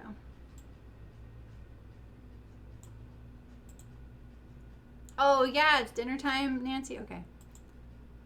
Bye, Ursula. It must be really late there. Okay, so there's that link. So grab that link and save it. And then if you search, why is that way down there? If you search for other dimensions, like doing a jelly roll in a certain size bedding dimension. So if you're like, okay, I've got, thanks for all the help, Ursula. Thanks so much for coaching me through some of those little knit little things. I really appreciate it. And sleep well. Thanks for coming. Yeah, Andrea, you could try it. You know, I mean, aren't those jelly rolls so tempting? I'm always like, what do I do with that thing? I buy the rainbow ones all the time. In fact, there was this free quilt pattern recently by Miss Make. I follow her because she's like one of the cotton and steel helpers. Not cotton and steel. I can't believe I just said that. Ruby Star Society helpers. So, and then I made this is a free pattern with a jelly roll in the rainbow. I'm all about rainbow. It was really fun to make it. It goes together so differently than what you think it's gonna do. It's really fun. So yeah, so anyway, that's what we're gonna do. I'm gonna make 2 twin quilt tops. I probably won't make 2 in one stream, but I'm gonna do 1. And these are, I made my jelly rolls, but you can just buy one. You don't have to do anything. Just get the jelly roll and be ready on Thursday to sew. That's it. And we're just going to sew together. You guys can just sew while I'm hanging out here. I'm going to sew. We're just going to talk about the weather. All the fires will be done by then. I don't know. We're wrapping up my 2-year anniversary next week. And then I'm also going to do some giveaways because I have forgotten to do all my giveaways this month. And I can kind of pay attention and do that then. Because I have a few things I want to give you guys. And it's going to be a way to chill together. And we're actually going to sew together. So I think that'll be fun. So consider joining us. You don't have to do anything. You don't have to post it if you don't want. But if you do, I really appreciate it. I'd love to see it. Because I really love to see what you guys are going to do. So, and I'm a newbie at this too. Yeah, I think it'll be fun. So, yeah, right? I think I think it's one of those things like, you're like, okay, fine, I'll do this. And then you sew it and you're like, oh, I really like how this turned out, you know? So usually there's like 40 pieces of strips of fabric, Andrea, that are the width of the fabric. So 40 strips that are 2.5 inches wide by 42 inches long. And I'm pretty sure, I feel like that equates to like a few yards. I don't have one with the tag. I might have one with the tag. It's easy to Google though, because I've actually looked that up. And when I figured out my yardage, what I did was I was like, all right, my quilt is 66 inches wide by 86 inches long. My strips are going to finish 2 inches wide. So if you want to like follow along with my math right now, this is how I figured out how much I'm going to need. But don't quote me on it. I don't want to hear that it didn't work. Because I'm new to this too. Oh, I love it when you use speech to text, Nancy. Oh, nice, Ray. Yeah, you can do the jelly roll another time. We'll do it again, Ray. Don't just wait until we do it next time. Your customer gave you a half? Oh. Okay. All right, so this is what I did. My quilt top 66, this is what I wanted to finish by 86 long. I know my strips are going to finish about 2 inches wide, right? So then I took that length measurement and I divided it by 2 inches, which means I get 43. I needed 43 2-inch strips, right? So then I took that 43 times 66. Wait, what was it? I did, oh God, I'm going to lose my math here. Because I figured out I needed 67 jelly roll strips. 2 3/4. Yeah, I figured it was like a little under 3 yards. Thank you, Lisa. Nancy's going to be the entertainment. Yeah, like a lap blanket. That's nice, though. Like, you can make it for a pet or, you know, or just fold it up and wait for a gift, you know, like for a baby in your life or something. I don't know. I have the one real quilt I've made sitting here, and my dog sleeps on it when she comes. All right, so then I have my 43. I need 43 2-inch strips. Oh, that's what it is. I think I did 43 times 66, and then I divided that by 42 inches to find out how many jelly roll strips I needed. So you're gonna have to figure out the math yourself. But there is a site on the web on figuring out jelly roll quilt sizes per quilt top sizes. Oh, Lisa, that'll be fun, a Halloween one. Yeah, you could do like a theme one. Now's a good time to start thinking of any seasonal sewing if any of you do that. I do not, but if you do, good time to do it, right?